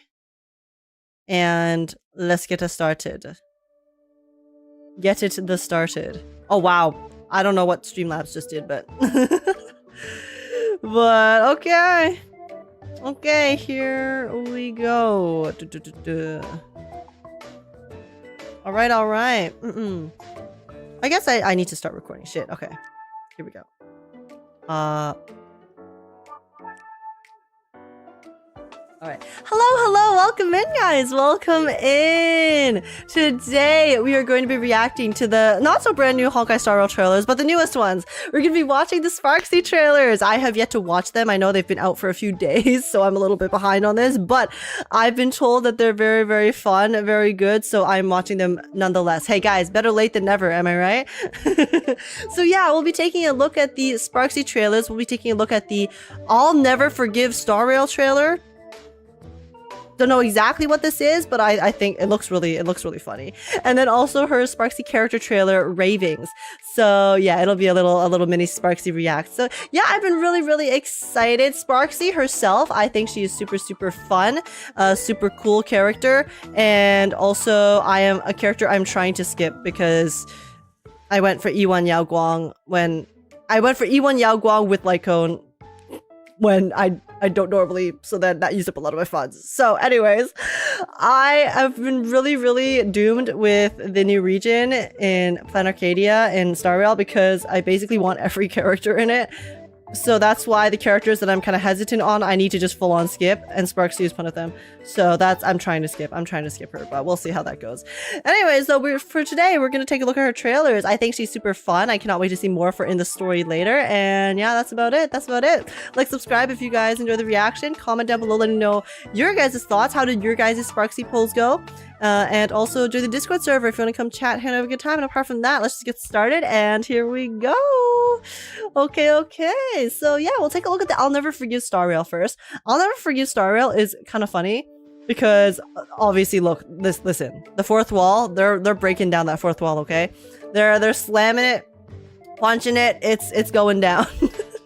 They did the whole drama thumbnail too, which is really hilarious. So let's take a quick look at it. I don't know what this is, but I'm assuming it's just some more fun like in universe-ish stuff, me, maybe? Your one and only super duper favorite Sparksicle. For a streamer, your follower count is basically your combat. Yo, this pixel art. Top tier fans, that's how you land top tier sponsors. Yo, true.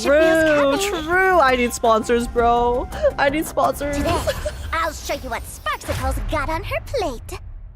Oh, so this is like a day in the life of Sparksy kind of thing. A candid, no-nonsense review of Star Rail version 4.0. Star Rail is my bread and butter. Oh, this is her talking to the sponsors. Tell me your deadline. Aha! Caught you! Hey, when the numbers go high enough, easy peasy. No need to doubt it. The one you were doing business with just now was Sparkle, not Sparksicle. Sparkle or Sparksicle makes no difference. What matters is that I'm assigning you a task of importance. For 500k credits. 1.5 million. I want our new 1.5 character to reach million? 10 million followers before launch. I remain your loyal servant now and forever, Your Majesty. All right, so who's the new character? Stop! Oh my god, they're actually slandering streamers. This is so funny. Your Majesty, are you nuts? Ugh, people have no idea how the internet works. Can you believe this? 1,500,000 just to have me hype myself into a mega streamer with 10 million fans. Sorry, I just can't. This is way too good. Also, the animation of this art is so good. Without 10 million followers, you won't see a single credit of that 1.5 million. That's why I need the collective genius of everyone here. Guys, I'm sorry. I said that I'm not going to do drama, and then we're watching a drama video. That's my bad. That's on me. That's on me, chat. How about a try not to laugh challenge? That's so outdated. Nobody cares about stuff like that now. Yo, why Random Black street Swan traits. and I want you to Anoxa? believe. I'm sensing a non-zero chance of dying. Rejected. Non-zero chance. Boring. Way too boring. None of you understand the internet at all. Let's hear your big brain take. To go viral nowadays, you need to be unhinged. Oh? You mean like Unhinged? this, maybe? Not enough.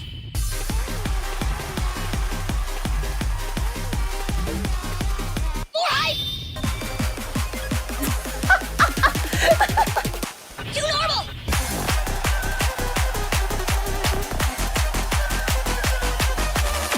Discharged. Now what you need is an eye-catching thumbnail. Needs more bites. I have nothing Oh my god. As expected of Sparksicle, I've This is really effortlessly funny. cracked the code to internet stardom. Lock in this unhinged attack mode persona and boom! This whole world's mine! Say it again. The world is whose? The world is mine? World is Stream mine? terminated by administrator. Oh my gosh, she got banned, There are always IRL. more solutions than problems. She got banned live. It's your one and only super duper favorite Sparksicle. I've been pondering a big life question. Dude, what? This art looks so Why good. do She's people actually always aura feel the farming. need to sell themselves so hard. For 1.5 million, Yo, I lost my the sparkle live stream, theme. But in the end, I finally realized the truth.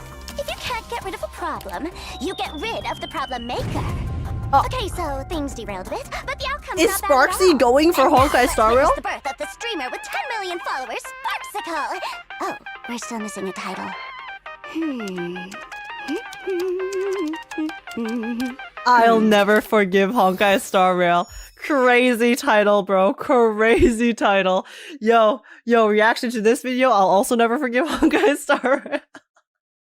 Nah, this one was so funny. Wait, they actually they destroyed the fourth wall. They took the fourth wall, they smashed it to pieces, molded it into a putty ball, and then slammed that shit at the wall.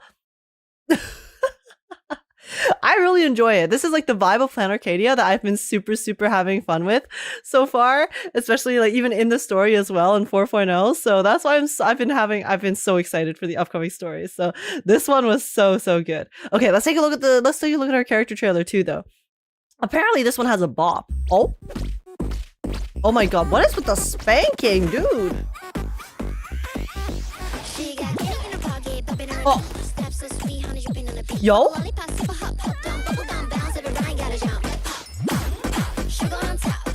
Hop, never gonna stop. Hop, watch her drop.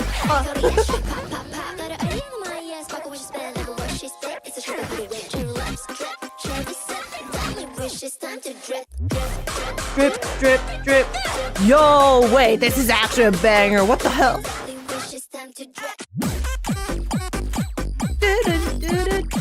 Hey, there's her little motif.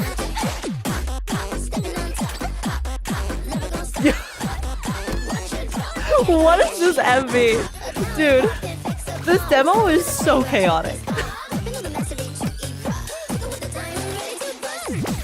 Ready to bust? Ready to bust? Ready to bust? Bust, or maybe I'll take it all? Final grip. Drip, drip, drip, drip, drip, drip. Dude, I can't even keep track of what's going on in this MV.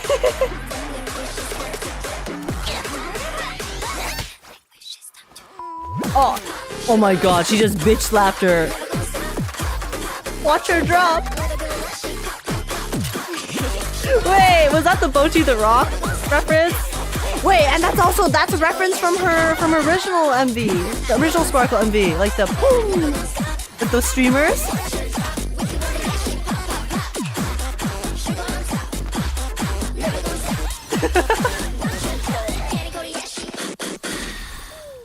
Wow, this was wild. Oh, guys, you know how people have been joking how Hoyo really loves their self-cest? And then they have, you know, the double versions of all the characters, March, Evernight, you know, Finon and Triple Destruction. We got Cyrene, you know, multiple versions. And then there's always like an dark alter ego, you know, Hugo and Hugo, evil Hugo. And now we got Sparkle and Sparksy spanking each other. Hoyoverse is not beating the self-cessed accusations. I gotta say. Wow, this trailer was so much. Honestly, I could probably watch this trailer another 6 times and still not know what's going on. I mean, it's just kind of like a really just fun, funky little. Goddamn! Oh my god! Wait, Danganronpa. We got some Danganronpa in here too. No, but yeah, I mean, overall, Sparksy's Danganronpa vibes have been super, super fantastic. I love Danganronpa to death, so I'm having a great time with it. But yeah, damn, okay, this song is so good though. What the hell, dude? It has a groove, and I really enjoy how with Sparkle and Sparksy they keep using the Sparkle theme monodrama, the motif to it, and keep remixing it a bunch of times. I swear to God, this is like the 10th remix we've gotten of monodrama, and it's not actually a monodrama remix, but you know what I mean. You know what I mean.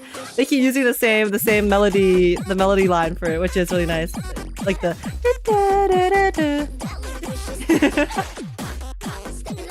No, this is so fun. I love everything with Sparksy.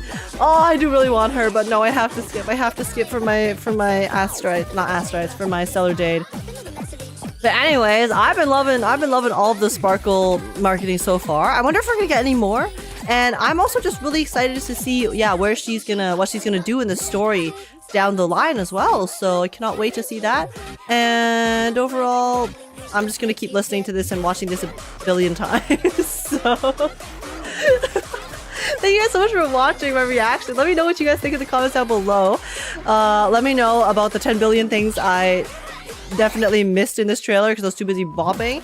And also join the Discord server if you want to come chat and have a good time. And apart from that, thank you so much for watching. YouTube, take care. And I guess we'll pop to the next video. Catch you next time. Bye. Pop, never gonna stop. Pop, watch her drop. Pop.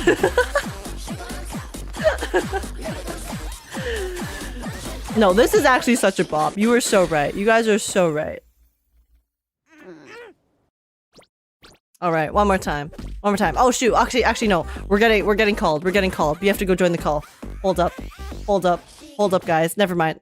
Okay, one second. But yeah, okay, for everyone who is here, we are about to go go participate in a podcast. It's a Wuwa podcast. I think based off of the topic of conversation is going to be Luuk from Wuthering Waves 3.1. So yeah, it's going to be with a lot of really, really cool people. So let's go say hi. Y'all. All right.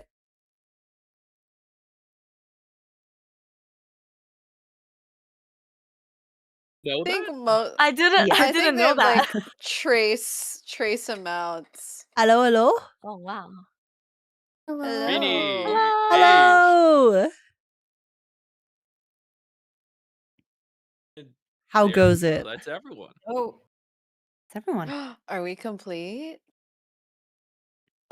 Well, once everyone fixes up their VTuber models and everything. By the way, Age, did you want me to do the little knock on the door thing Oh, sure. for Twitch? Sure.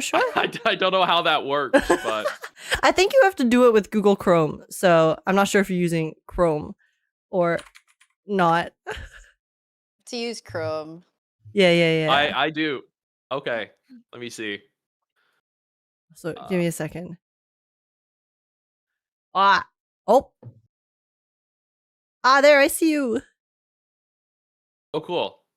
So that's how you do that. Interesting. Yeah, hello. And then you have to click the shared chat button as well to actually start it. Okay, give me a second. Okay, start. Sweet. Okay. There we go. Perfect. Let me make sure everyone's appearing. Okay. Okay, cool. Perfect. So before we get in, how was everyone's morning and evening? Very good. All good. Good. I did not sleep much, but I'm really awake now because of the live stream just now. So. Right. So Age is the only one here that's in my time zone, EST. So it's 7 or 8 for her too. Yeah. Mm-hmm. But I was up since 6 though because of the Zenless stuff. So. Yes, crazy. Oh, That's wow. too early for me. Wow. That's normally when I go to sleep. Yeah, same. Okay.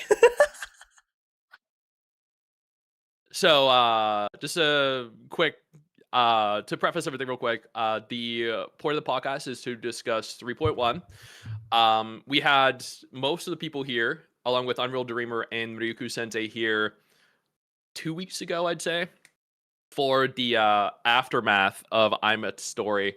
And what I want to do was just follow up on that because this is part 2. And Luke's story was, quite the story that we'll jump into in a minute, but I think was a great additive to 2.1. And basically, I want to give everyone more opportunity to discuss 3.1 overall now that the entirety of its story is finished along with Luke.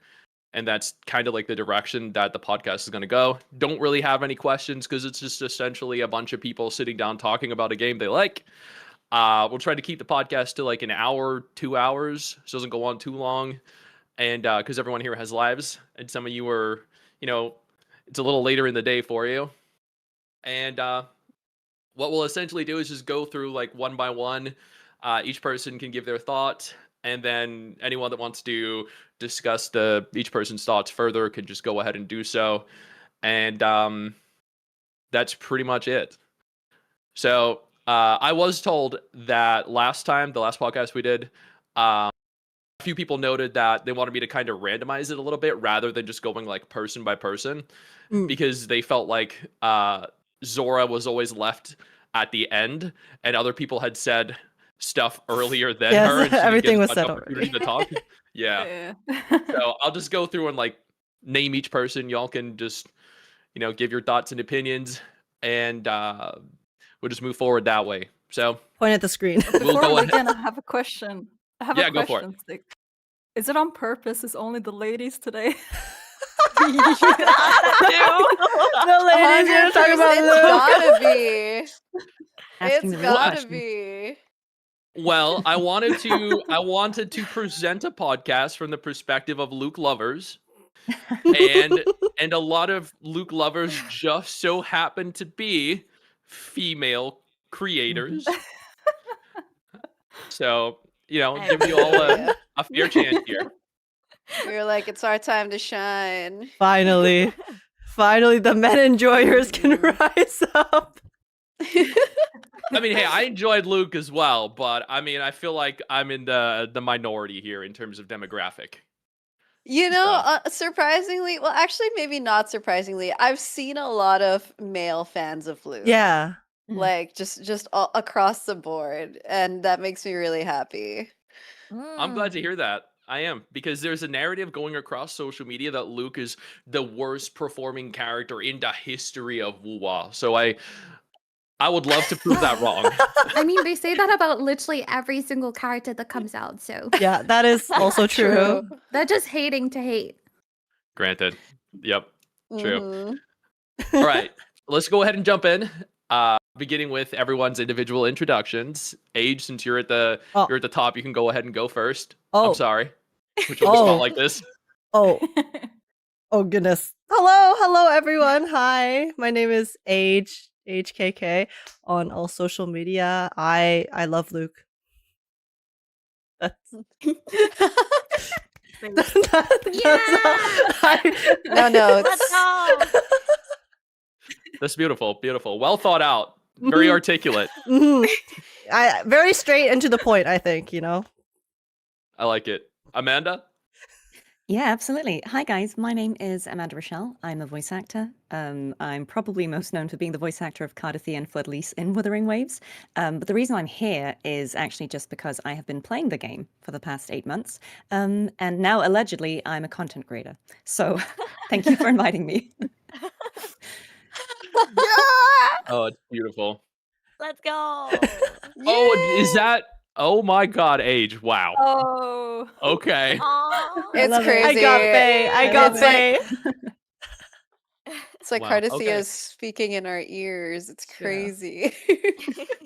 Wait. Oh, you know what? You could actually do the movements, and Amanda could do the Oh, voiceover. yeah. Oh my God. Endless That- possibilities. Wow. Okay. Sorry Arrow. for interrupting. Okay. No, you're fine. You're It's fine. Go okay. ahead. Don't worry. Hello, my name is Arisha. I'm a trilingual VTuber and also a voice actor as well. I speak English, Japanese, and Mandarin Chinese, and I stream a lot of gacha games. Wuthering Waves and Punishing Grey Raven are my favorites. You might also know me as the voice actor who voiced Phoebe in that one viral animation where she gets her cheeks squished. Have you guys seen that video? Yeah. I didn't mention that last time. I didn't mention this last time I was on the podcast, but actually, if you've seen that video, I voiced Phoebe in that video. So yeah, nice to meet you guys. Which is Legendary. actually how I got to know her. Yeah, that's how I got to know Styx. Yeah. That's so cool. Okay, Rini.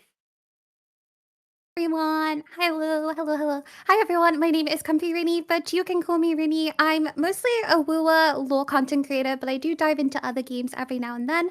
And I love Jinchi. I'm not a huge Luuk fan, I'm so sorry. I feel like you started saying that and I was like, oh, what am I doing? I'm so sorry.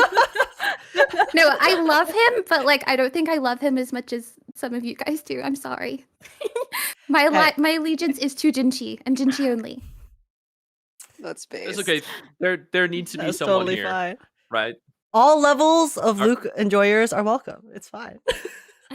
There's no Thank Luuk you. haters. Thank you guys. I feel so welcomed. Okay, Savvy. By the way, sorry if I'm lagging. It's a little laggy on my end, and my ping is my latency is kind of high. But anyway, hey everyone, I'm Sevi, and I'm the proud owner of a C6 Luuk. Sorry, S6 Luuk. I'm not And jealous. I'm it's not my jealous first at all. S6 character in Wuwa. That hopefully is a testament to how much I love Luuk. But yeah, hi, nice to be here with you guys What? again. Wait, Savi, how much did it cost? True. God. So I saved the entirety of Lahai Roy. So I Damn. had 300 plus wishes, but I did not win my 50/50s and I had to drop a couple hundred. No. How many is a couple? Exactly 2. Oh, I mean that's not that bad. That's For not an terrible. S6, bad. that's actually not that bad. So I guess. don't worry. It was worth Patty it. you. It was worth it. Do it for All right. him. Zora. I'm Sora. Nice to meet you guys. I play Wuwa in Honkai Star Rail. I like Luuk too, obviously. I'm a full-time student and also speak 3 languages: Danish, Arabic, and English. And yeah, I'm excited to meet you all. Some of you I feel like I'm again, the some of you again. I feel Yeah? like I'm the least talented person here because I only speak English. No, I So, only speak English too. Don't worry. oh thank God. I feel like such a loser. No, no, no. Zara, I didn't even know you spoke Danish. I do as well. You do? It's so rare that you Wow. do. Yep. Det gør jeg. What? Virkelig? I was shocked. Yeah. That's so cool. Rare moment. Rare moment. What? Okay, that's insane. I just They can saw the Wow. converse thread in connect. Danish and we'd never know. Wow. For real though, the talent in this voice call, this video call, is so high, so unbelievably high right now. And then there's Reedy and me. Yeah. Oh. Listen, you I'm guys sorry, are I'm talented sorry. in your own ways, okay? Language. Exactly. It doesn't have to be language. Yeah, I'm essentially the Nick Fury because I assembled the Avengers here. You That's my are. You talent. actually are. True. Yeah, you assembled all the Luke lovers and Rini. Congratulations. I have the eye patch too. I have Nick Fury's eye patch, so it works. Oh god damn. It's okay. No, Have no. a balanced Sticks. spread of perspectives. Sticks, you're Nick Yeah. and Rini is Fury. Yeah. Dude, we need to actually move our webcams together. Yeah. There you go. We're one entity. I love that. Okay. Okay, let's go ahead and jump right in. We're gonna start off by just talking about 3.1 as a whole now that it's complete. I'll go ahead and go first here. And then we'll just move into, I guess we'll start off with Zora after me, then go backwards. But I think that honestly, 3.1 I didn't think was gonna get any better. After Imet's story, I thought that the inclusion of Luke's story was kind of, because I mean, it was listed as a kind of like a segue into 3.2. I thought it was going to be more of a filler quest, and Luke was kind of going to, get the short end of the stick. I felt like he was going to kind of have a, 30, 40-minute storyline that was kind of going to just exist merely as a means of, presenting a male character to, I don't know, fit that like quota of one or two male characters per, major patch. Or major set of patches. But it turns out not only was he incredibly imperative to the story overall, but he had, or with his patch specifically, there was so much backstory, so many lore drops, so much history between him and Rover. He had such a core part of, the reveal with the Grand Architect at the end. And it actually, for such a short patch, completely blew me away. And I think that his story should have been like twice or three times as long, honestly. But yeah, what did you guys think? Starting with Zora. Oh, before we go in though, I didn't tell chat that I would start the entire podcast off by saying that is everyone here ready for absolute cinema?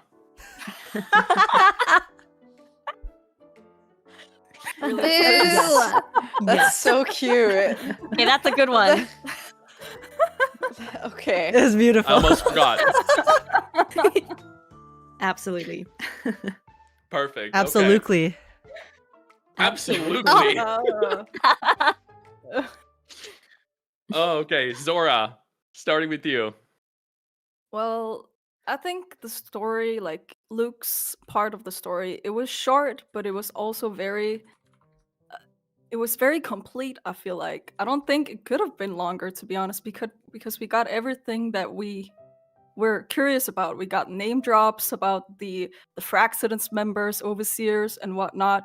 And we also got to know about Luke, obviously his family, and the Grand Architect. I think overall, with all the lore drops, I think it was perfect. I don't think it could have been longer. And for what it was, I think I would give it like a 9 out of 10 because it was short, but for what it was incredible because I kept being on the edge of my seat to get to know more of these things that they were telling us.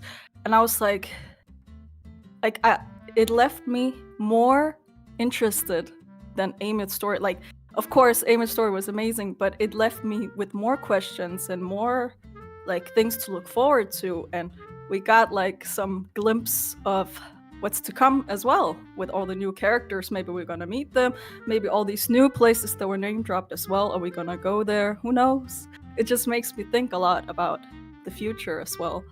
And I think for what it was incredible. And I don't think it's fair to compare Eamon's story and Luke's story because it's just a segue as well.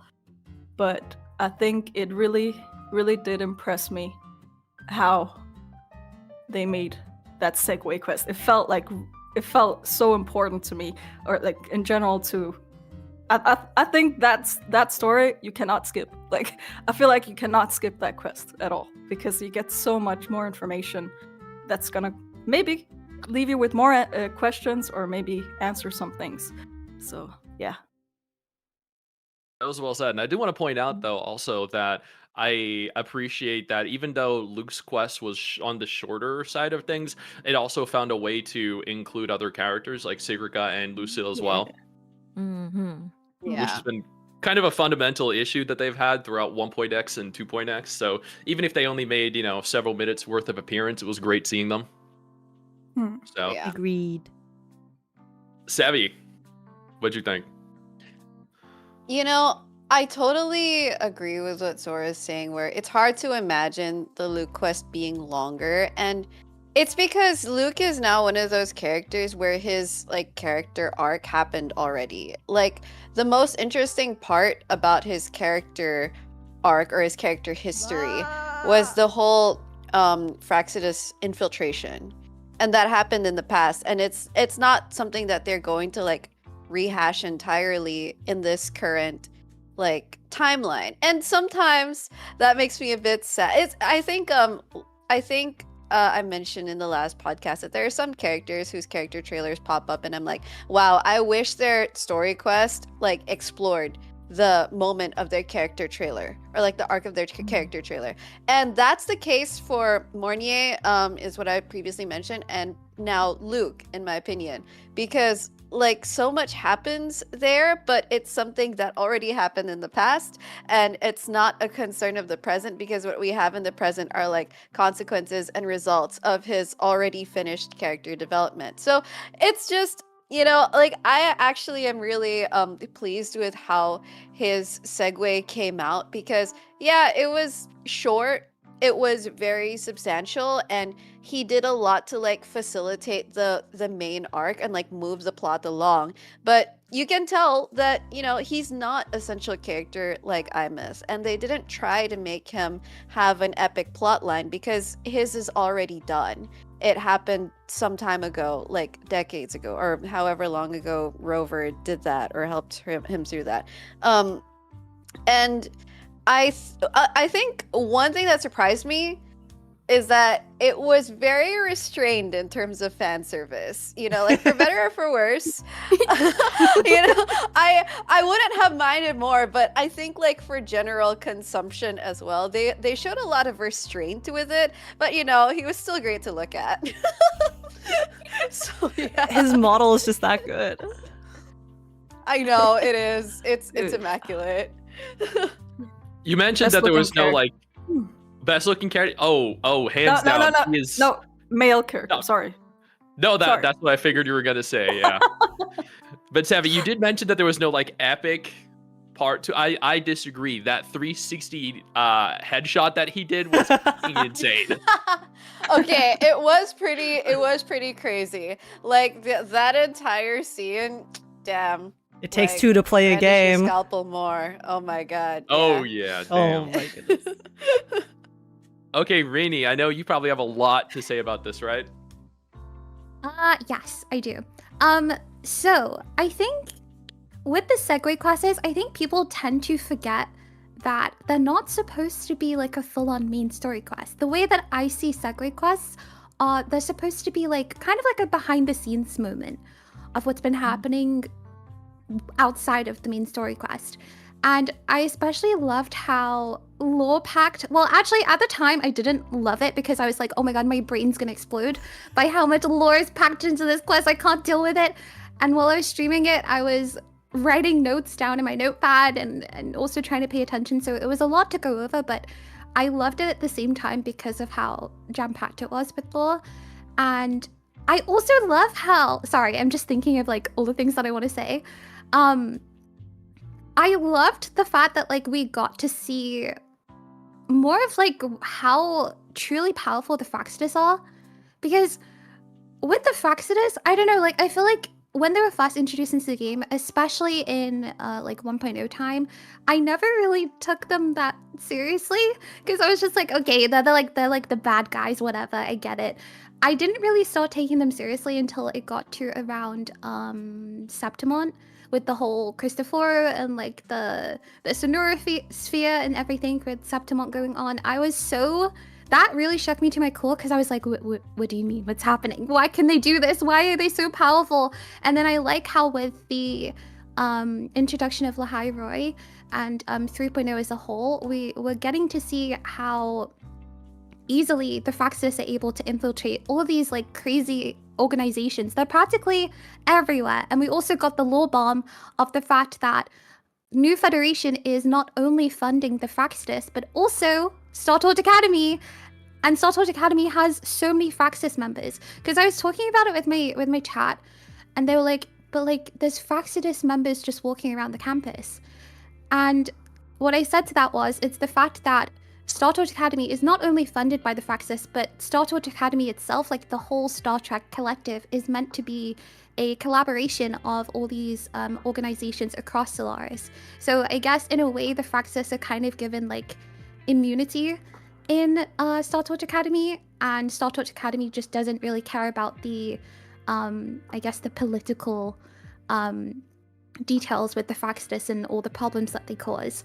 And yeah, overall, I really enjoyed the Segway quest. I mean, I really enjoyed the 2-1 quest. I know a lot of people had their personal issues with that, but when I first played the 2-1 quest, I kind of understood that it was meant to be a behind-the-scenes kind of moment of like what's been going on behind the story. I mean, with that quest too, we found out that there's a lot of like stuff going on in Mingting, which is where Cantarella used to visit quite frequently.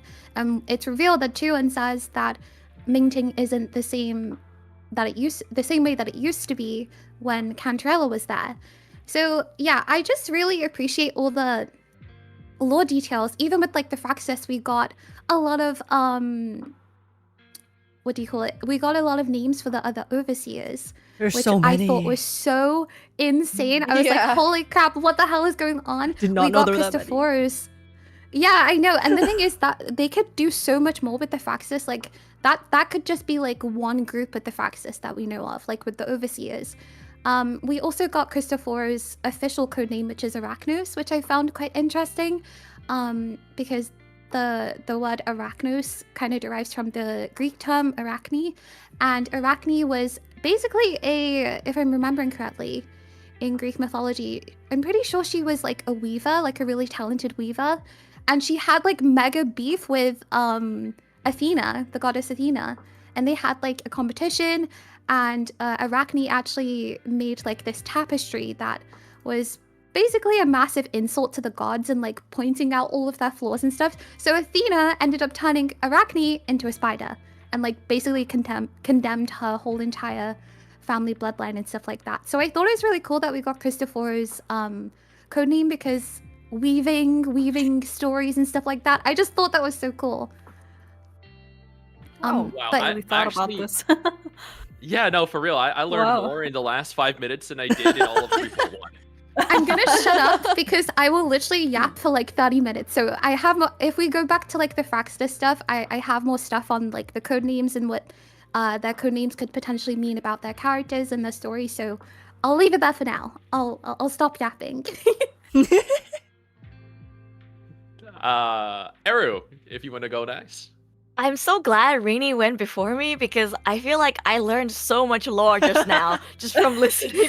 I'm sorry if that was like a huge overload. No, I was gonna like, yeah, I hope the others can take care of talking about the lore, because I'm not really a lore person. I'm kind of part of the camp that needs to watch people's analysis on lore to get what's going on. I'm surprised nobody so far has mentioned how Luke's story quest has literally been a whole therapy session.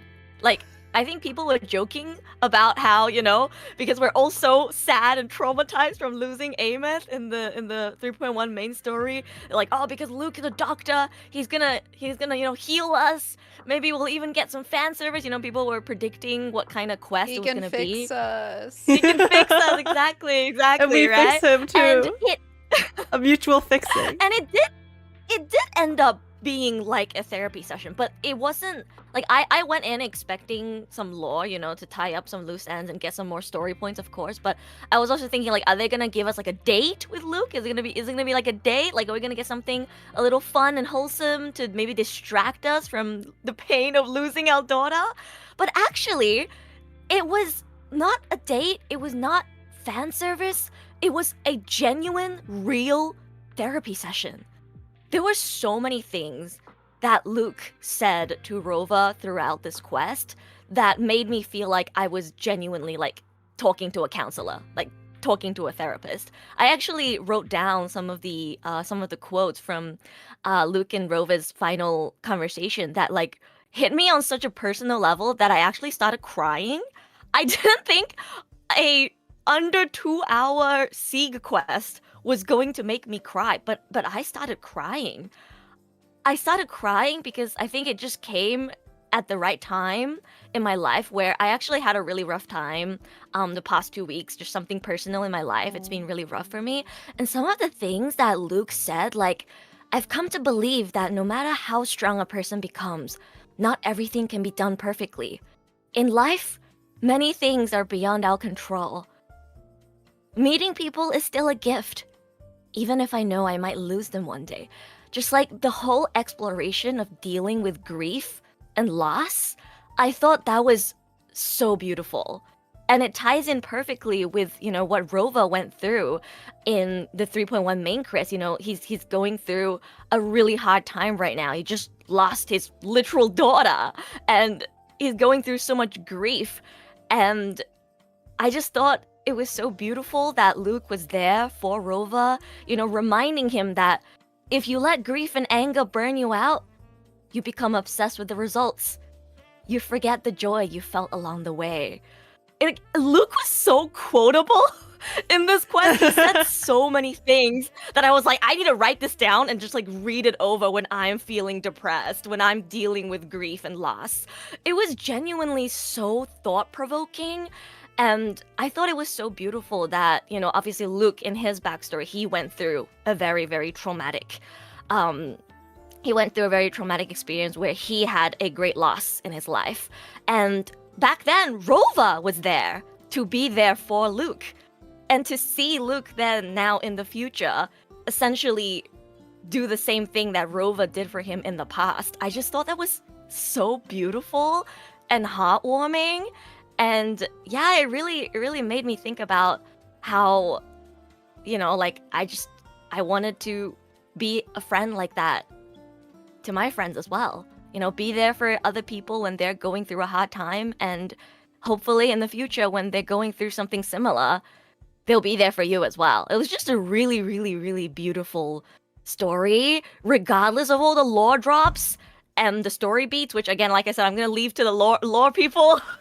I just really wanted to touch on the more heartfelt moments in the story, because I think that's what resonated with me the most personally. Yeah. Sorry, can Which I just think is actually quickly...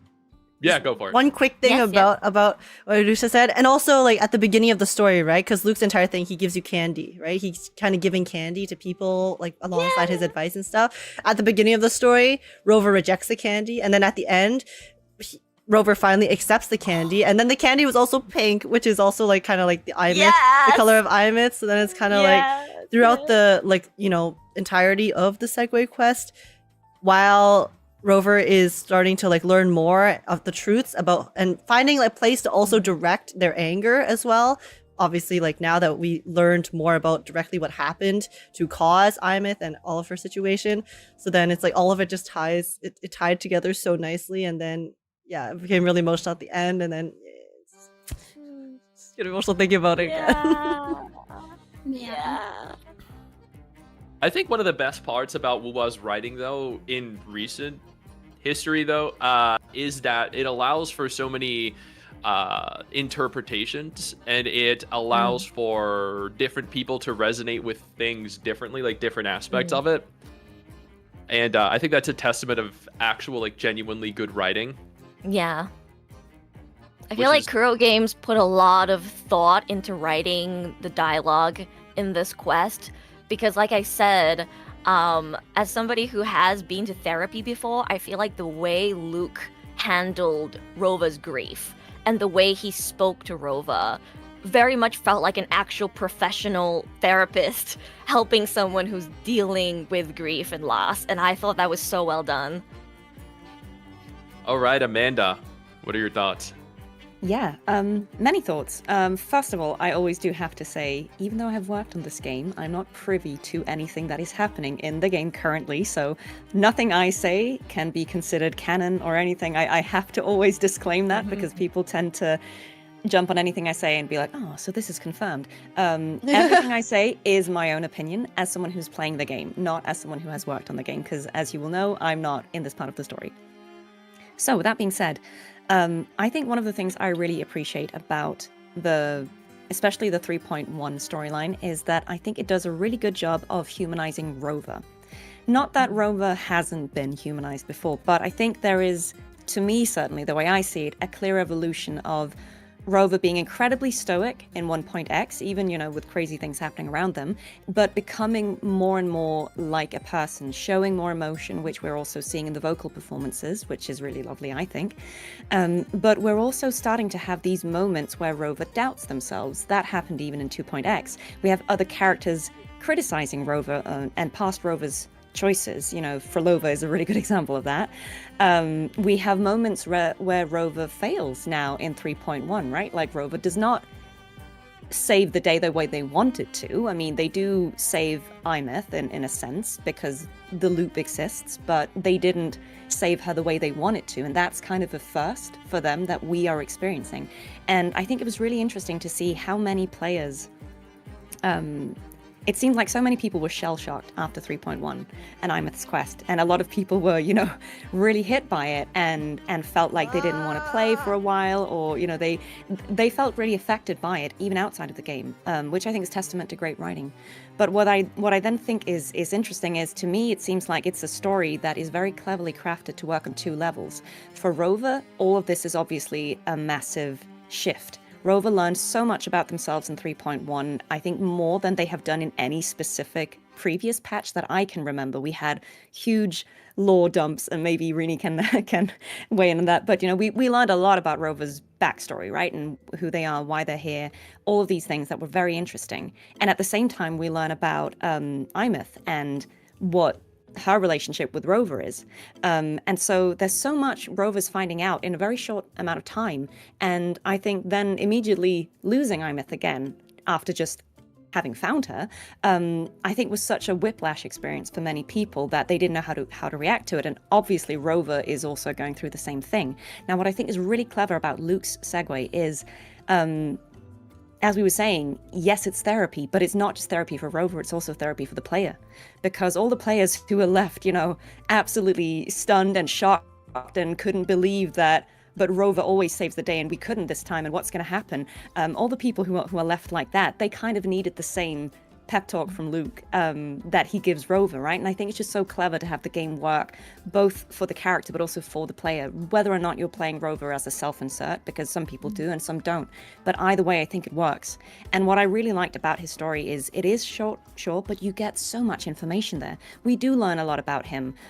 We learn loads about the Fraxidus, like we've already said, which I feel like it's setting up a roadmap, I think, for what's going to happen in 3.x, right? Places we're going to go. We heard about New Federation. We heard about another place that at this point I've forgotten, but where Hanami is part of, right? We heard of that region as well. We hear of many new places that presumably we're going to go or interact with. We heard of many Fraxidus overseers that we know and some we didn't know before, but we'll probably meet.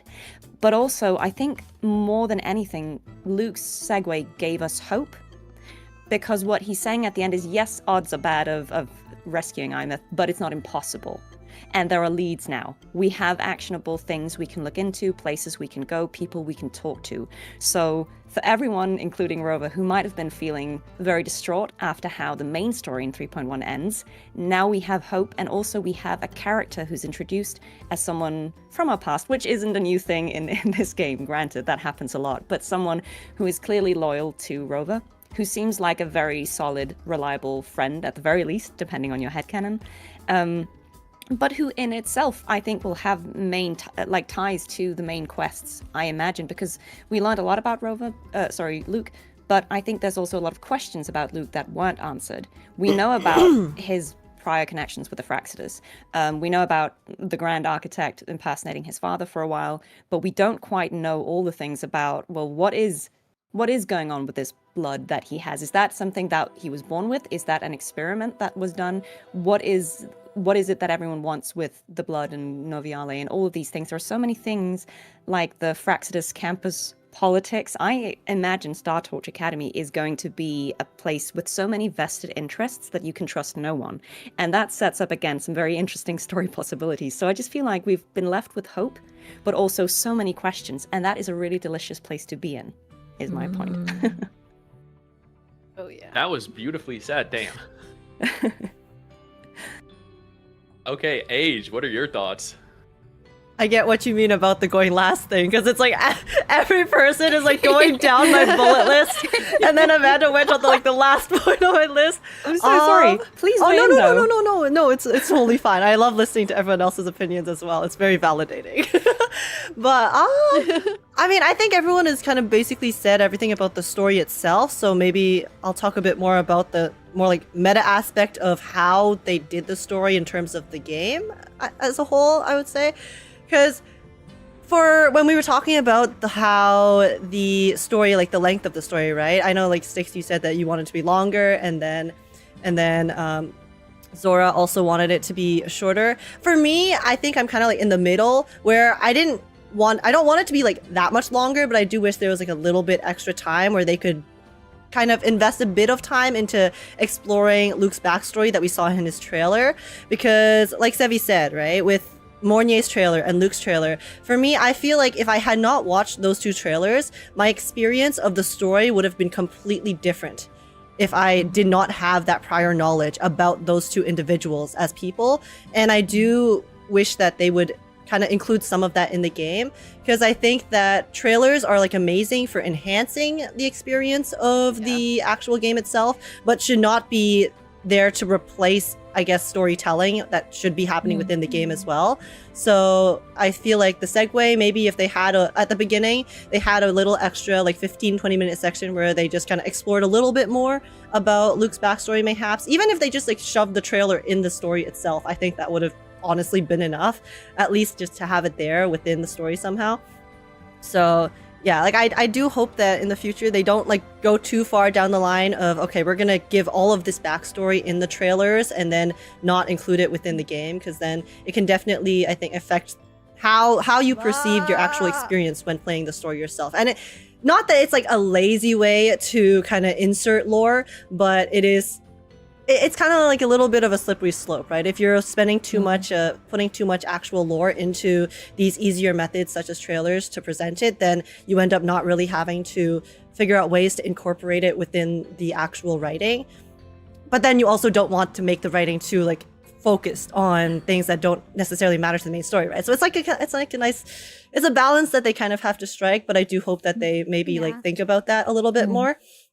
And then in terms of like the segue quest in 3.1 as well, I actually think that the segue quest and the way that they handled it overall, with how it was quite literally a direct continuation to 3.1, the main story quest with Imyth, but then also a little bit of a separate entity on its own, if that makes sense, was super, super smart from a kind of like story, from like, I guess a dev perspective in terms of how they're splitting the quest. Because one of the issues I had with 3.0, and also, I mean, this also extends back to the like Augusta Yuno stuff, is that I feel like there are some quests where the writers did struggle a bit to kind of make it feel like a cohesive story, even if the plot itself is obviously directly affecting what's going on.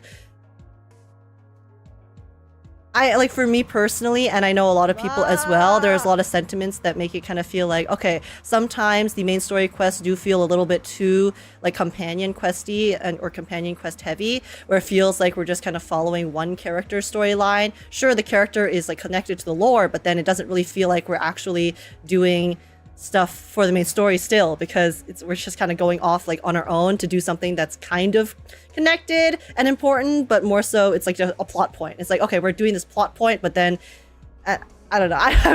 I'm not too sure how to describe it fully, but I think, okay, an easy example is in 4.0, right? Like I feel like 4.0, the way that they handled Lene's story and Mornier's story, they definitely could have incorporated both stories. I think they could have intertwined both of their stories very easily into a bit more of an overarching story. And I do actually like it when they split the stories into sections within the patches, because then it gives players something to look forward to for the second half of the patch.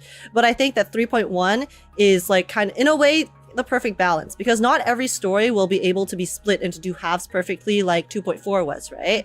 With the Lupa story, I think that story was perfect in like two halves exactly, like as main story quest parts.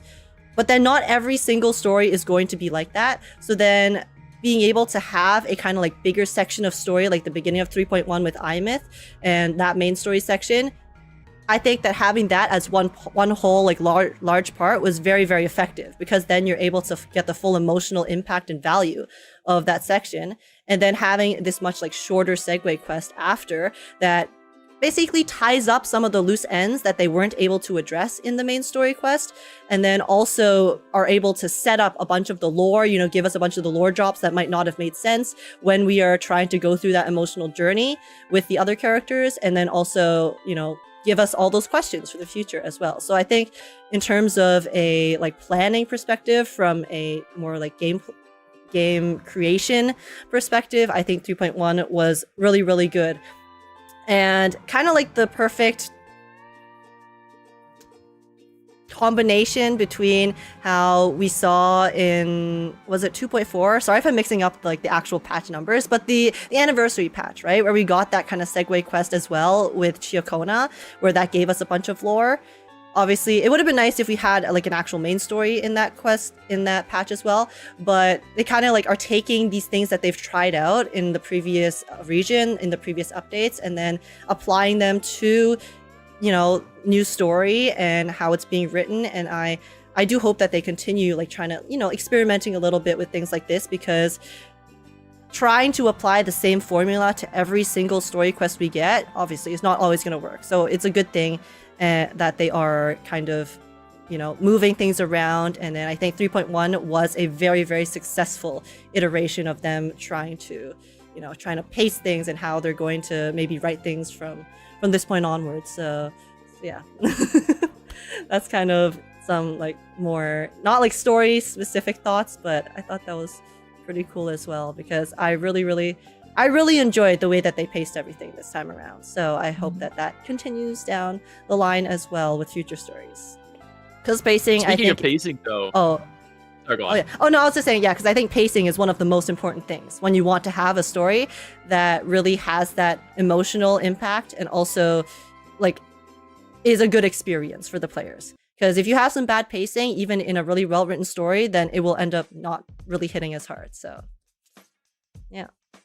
Speaking on pacing, though, I think Wuwa and Kudo do actually a fantastic job here of kind of condensing everything into something that's easily digestible for players, because in a lot of other gacha games, not naming names, but they're stories that can be very easily condensed into something a fraction of the time that go on for 5, 10, 15 hours. And Kudo with Wuwa somehow managed to kind of introduce so many different story elements, characters, and then again, like, present it in a way that's so neatly tied up and that you can also complete in like 2 to 3 hours.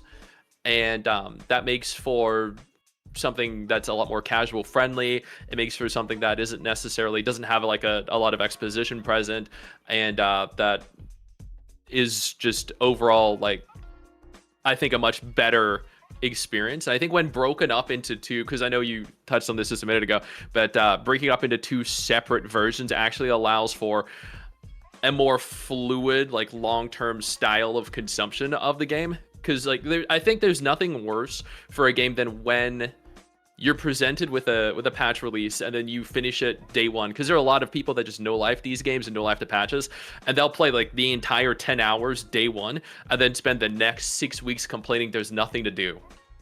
And I think with how Kudo are releasing these like segmented or fragmented patches, they're allowing for people to experience something shorter that they can digest very easily, and then they come back a couple weeks later. There's motivation for them to come back a few weeks later and then finish it off the second half. And it also kind of keeps things flowing on social media in terms of active discussions and everything a lot better, and keeps the game more relevant as well long term, because these discussions are continuously happening.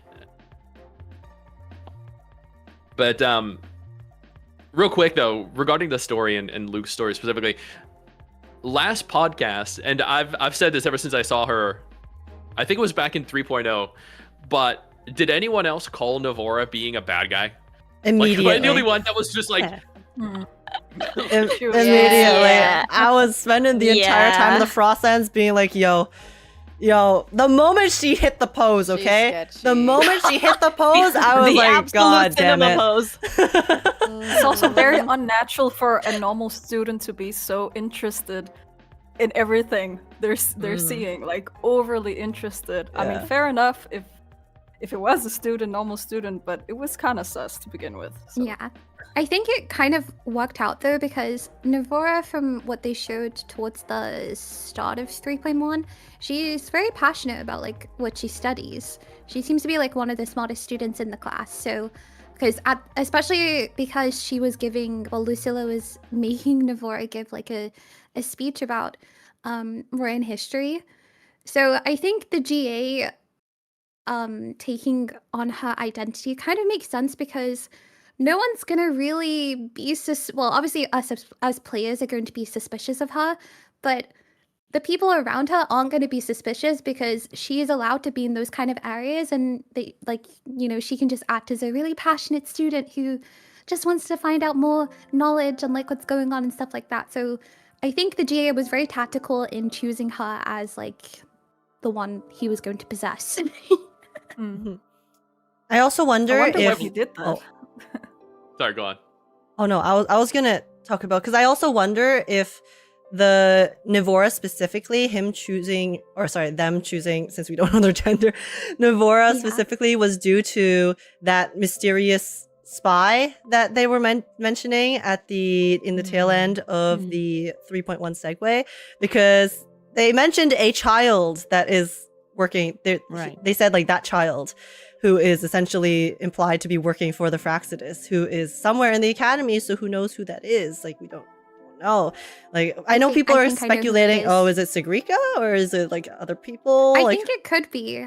Yeah. I think it could be Sigrika because like she was the closest to Navora, but also exactly. Sigrika is one of the Soul Swan, so she has a lot of ties to the Heliotic Six, and there's a lot of stuff that the Roya have actually kept from the rest of Solaris, like Lahat Roya as a whole, especially when it was in like its native era.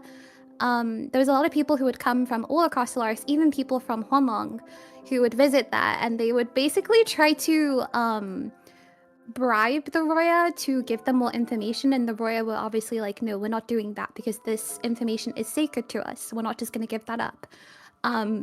So I think it could be Sigrika, but I do think that if it is Sigrika, I don't think it's because she's like quote unquote evil. I think she may be being blackmailed with something, and like she basically has no choice but to be a spy. Yeah, because we also don't know who specifically crossed my mind. helped him destroy the thing. Destroyed the gate to begin with. Because the gate was in Roya territory, so... I actually have a theory on who the spy might be. Oh? Cardathea. Say that to her face. Amogus. I mean, look in her eyes. She's innocent. Do you think these are the eyes of someone who would betray her companions? Maybe. Maybe. I mean, that would be a great twist. It would be. It would be. That'd be a great way of reintroducing Cardathia into the 3.x series. There you go. That's Yeah, true. I'm ready. Just call me Kuro. By the way, Amanda, before we go any further, how did it feel voicing Cardathia like such a? Because I know this is like a small little segue into the 2.x series, but for you, because Cardathia, I think, was kind of like a major turning point for Wuwa. And because like prior to the 2.x series, Wuthering Waves wasn't nearly the international worldwide sensation that it has now become. And with like Imeth and her sales in theory being even higher than Cardathia's, who were also the highest at its respective point in the franchise's history, like how did it feel essentially being the reason that the game became the explosive hit that it did, and voicing a character that has become such like an integral part of the entire game? Humbling. I have to be honest and say, obviously, I was only one person who contributed to that. Obviously, the writers and everyone who was involved with creating that story and the character in the first place have the majority of credit, because I think whoever voiced that character, it would have still been a popular character. But I am very, very honored that I was one of the people given the opportunity to voice the character in the international version. And it was interesting because at the time, as I think a lot of you know, projects are codenamed for actors when we're auditioning. So I didn't know what it was for. I just came in and read some lines, and I knew they wanted two voices for the character. And I thought, yeah, fair enough, say less. And I did that. And I thought, oh, that was lovely, but I'll never hear anything from them again, right? Like that was just an audition. And then I got the job and I was like, oh, how exciting. This is probably an NPC, like someone who just shows up for a quest and says 5 lines and then we'll never see them again, because the first session I recorded was the end of 2.0, where Cardathia has a very small appearance. And I thought that was like the scope of the character. Like she's just going to show up and give us some information, like a quest giver or something. And then she's going to never be seen again. So I think it didn't really occur to me until I was recording for 2.2 how big the character was actually going to be. And I'm glad that I didn't, because I would have been intimidated. So I was kind of glad that I only found out as I was doing it, like, oh wait, this is a major character and this is a major game. Okay, great. But the team was so lovely to work with, both the team at Side, but also, as I'm sure some of you will have heard by now, Kuro do sit in on all these recording sessions. I think there's a lot of misinformation from people who probably aren't in the know, but make assumptions about how localization is actually happening in practice. But to clarify, there are directors from the English side, of course, but also there are people from Kuro involved in every session. So there are writers from Kuro, directors from Kuro. We've got like a hotline from China with all these people listening into every session. So nothing happens in any of our recording sessions that Kuro aren't signing off on. They are making the selects. It's not the English voice director making the selects. It is Kuro themselves. So I just think that's a good point to clarify in this day and age, because a lot of people don't quite know how that works. But it was very, very humbling. I am so honored that Cardathia was such a popular character. It's the kind of role you dream of getting as a voice actor, not just because of the high profile nature of it, but also just because she's a complex character, and the fact that she has 2 sides to her, 2 voices, and that I got to do 2 voices was just the best possible role you could ever get, isn't it? You get to do multiple things in one character. And I think for Cardathia, in fact, there's probably more like 3 or 4 voices, because there are all these like gradual stages of how assimilated the voices are. So there were a lot of different iterations of it, and that was just a really fun challenge. So I'm so grateful that I got to be part of that. That's actually a very interesting look behind the scenes. Because like as a content creator, people love to like latch onto an idea of what they think something is or is about, and then they just like go with that narrative. But for voice acting, like that's a perspective that I never ever thought about, really. So speaking of though Cardathia and how imperative she was for 2.x, and this is for everyone. Do you guys think that Imeth is going to be like essentially the Cardathia of 3.x, as in she's going to be like the focal point, the like imperative to the story's progression overall? You guys can take this in any order you want. I don't think so in the same sense that she's going to be necessarily super present like throughout directly, if that makes sense. Because Cardathia was kind of like there doing stuff like in person, right? Once we freed her for the rest of the story. I think with Imeth, at least this is what I would like with Imeth, and I do feel like there is a possibility of this based on how they've kind of set it up, is that I think that Imeth will be kind of like the end goal for us, maybe in 3.x. Kind of like the end goal is for us to essentially go, square up with Aleph 1, and then also subsequently rescue Imeth as well. And I hope that we have like a kind of long journey to discover the truths of what's happening with the Fraxidus and then kind of work towards that end goal as a whole. So then it's not like she'll be physically present, but more so like emotionally or like present in the background as like as an objective, if that makes sense. Because I was actually surprised that they introduced her like so early into the story, because I expected her to kind of have the same progression as Cardathia, right? Where she, we have a few patches where we do stuff and then she kind of comes into the story more directly. But no, they just dropped it like patch 2. They were like, okay, here is the like entirety of Imeth's story for the most part of everything that's been leading up to this so far.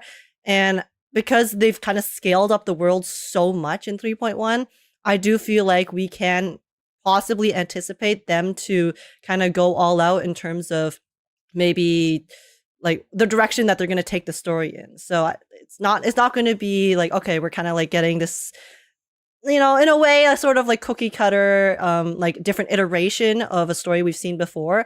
But I think they really just might go, I don't know. I have no idea exactly where they're going to go with this, but I feel like the possibilities that they've opened up with the style that they've kind of gone with 3.0 and 3.1 is the possibilities are endless. And that's why I'm like kind of really, really excited for 3.x as a whole. My hope is that they don't kind of wrap up Imeth's story too quickly, and that it's kind of spread over the, an overarching like eight or so patches, that like there's this big climax at the end with her. Anyone else have any thoughts? I also think like it minimizes the impact of her sacrifice if she just shows up the next patch. Oh yeah. I feel like also the developers wants us to miss her and fight for her and have her in mind and always like have that motivation to either save her or like just always have her in mind and see if they can save her again. If they cannot, I mean, honestly, I think if they choose that we cannot save her, I think that would be devastating, but I also think that would be like a wake-up call for Wuwa players. Like there's a character that can actually die and never come back. That would be crazy. Ooh. Yeah. Yeah, I can already see the drama on social media if they went that route. There's gonna be a huge debate online for sure. That'd be crazy. I mean, she can come back, but there needs to be a lot of time and a lot of effort and sacrifice made before we're able to get her back for there to be the impact. Yeah. Yeah, they'll need to work for it for sure. Yeah. Yeah, I agree with Age that like she seems to be set up as like a more driving force to move Rover's actions along. But I do hope that she pops up in her sort of vegetable self from time to time. Maybe there's some scenes or flashbacks of Rover visiting her like over the weeks, and I feel like that would really hit hard pretty emotionally, especially for players who have had similar experiences. And I don't expect Imeth to do anything like action wise or like for the story or for the plot anytime soon. But it would be interesting if like we do revisit her character every now and then, whether through flashbacks or through other characters talking about her or just like more stuff about her being revealed.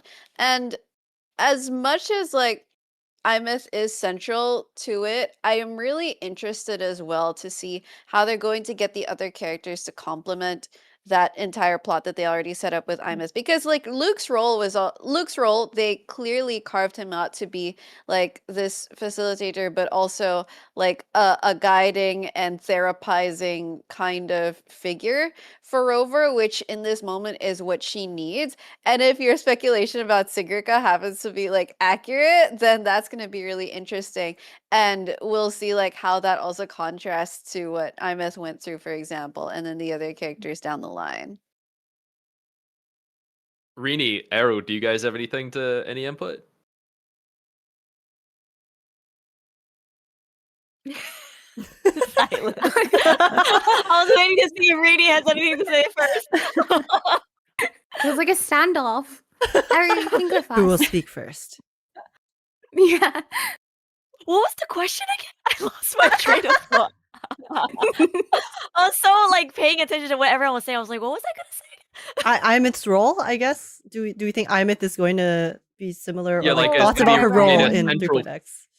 Yeah, a central Yeah, figure moving forward. Yeah, I think like what Zora and Sevi said, I think she's going to be like the key motivation, basically, right? She's going to be the driving force for Rova's action, I think, for the rest of 3.0 at the very least, where, you know, whatever action he takes, I think at the core of it all, it will be, how can I save Ameth? How can I get her back?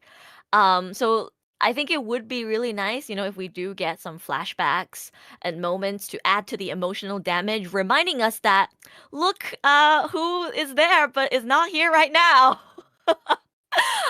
Just, you know, keep putting salt on the wound, reminding the viewer, the players of what we don't have.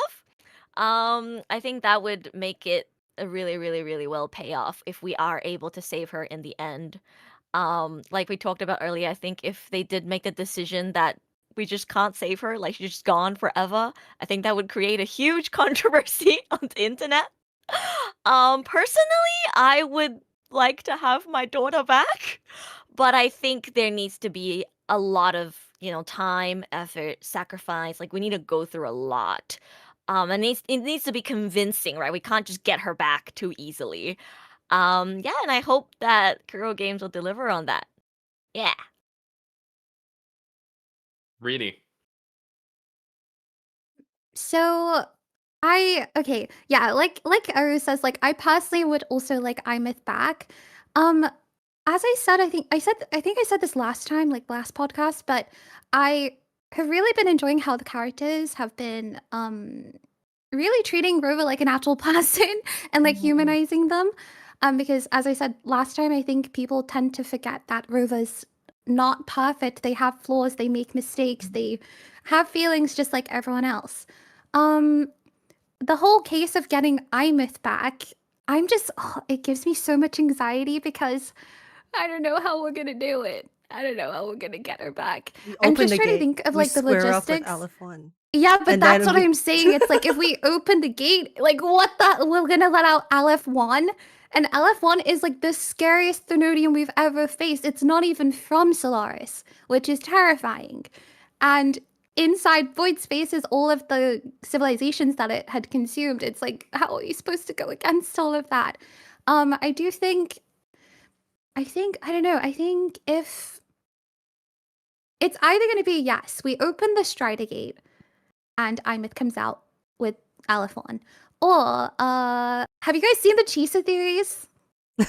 No. Yes. Oh, actually, yes. A few of The them. Chisa theories. There's a lot of theories about it, and I was actually I was reading up on like some lore to do with Chisa and like what she can actually do, and I don't know. I'm kind of becoming a little bit convinced, but I don't think she will be able to go toe to toe with the Thenodian, because I just think that will be a bit ridiculous in terms of power scaling. That would make her really freaking powerful, especially because Alif-1 isn't from Solaris. And then that would bring about questions of, okay, how powerful are the Sentinel Resonators and stuff like that. But I do think maybe with her forte being able to potentially cut through the fabric of space, I think maybe we can do like a little Mission Impossible situation where she just sneaks into the void space and gets Imeth out. You know, I feel like that could work. But yeah, I think like Aru said, I want that to be I don't want her to come back straight away. Like I definitely am expecting that all to happen towards like the finale of the patch. Because I think it would just kind of diminish her entire impact on Rover as a character, but also us as an audience. And I think stuff like grief is something that everyone can relate to, sadly. And what we do with grief, it can either be a suppressant or a big drive. So I think we just need to go through the motions of actually grieving the loss of Imeth right now, and then hopefully in the future we get her back.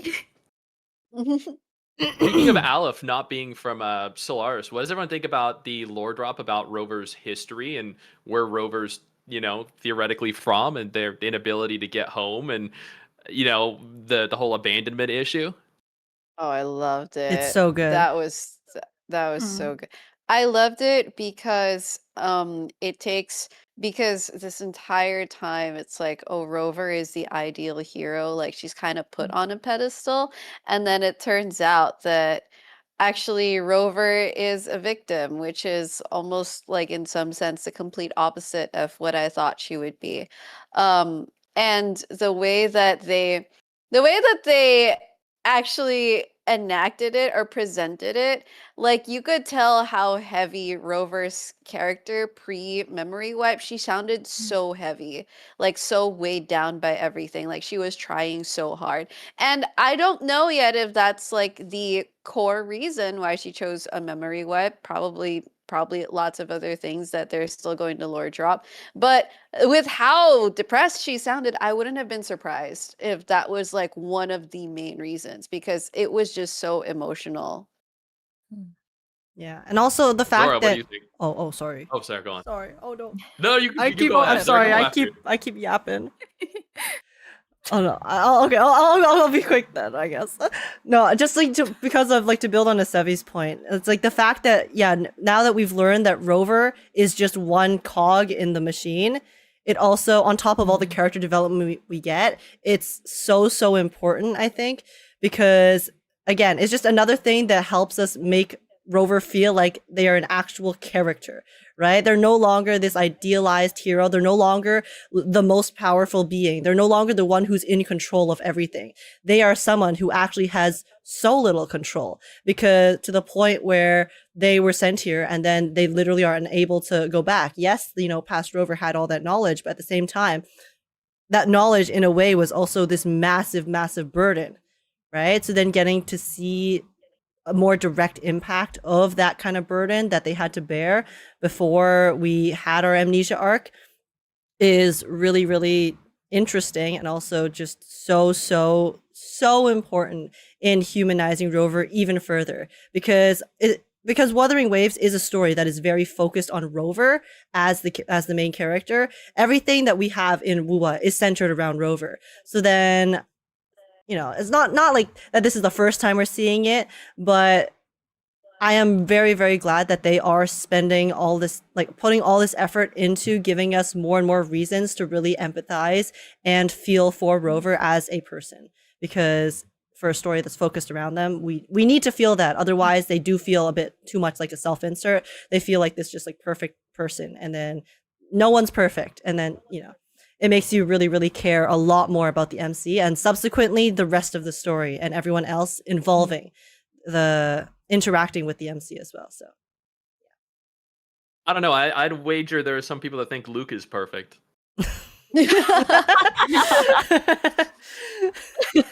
I mean, with that flame background, oh yeah, that was like eye candy. Oh my god. If evil, why hot? And when they released that animation of him just like cooking, I was like, oh my god, yes. Can this man get any more perfect?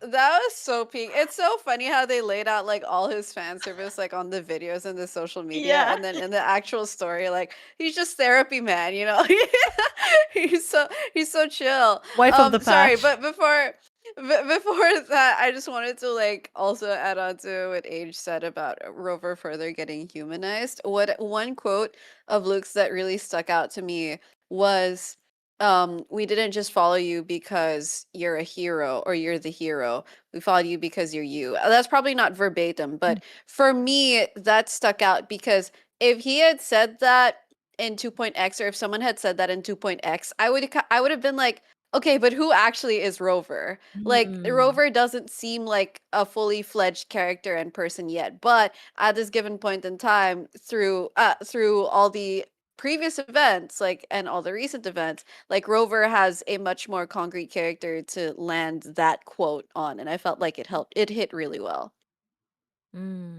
I think All knowing right. that Luke and Rover have a history together makes a lot of Luke's dialogue in the Sequest hit really hard. I also really like when Rover asked Luke, like, do you think, it's possible for me to save Amith? And his answer was, you're gonna need a miracle, but you're good at making those happen. I loved that line. I love that line so much. It's like he doesn't say yes, but he's like giving Rover that hope, and I feel like it hits as hard as it did because they have a history together.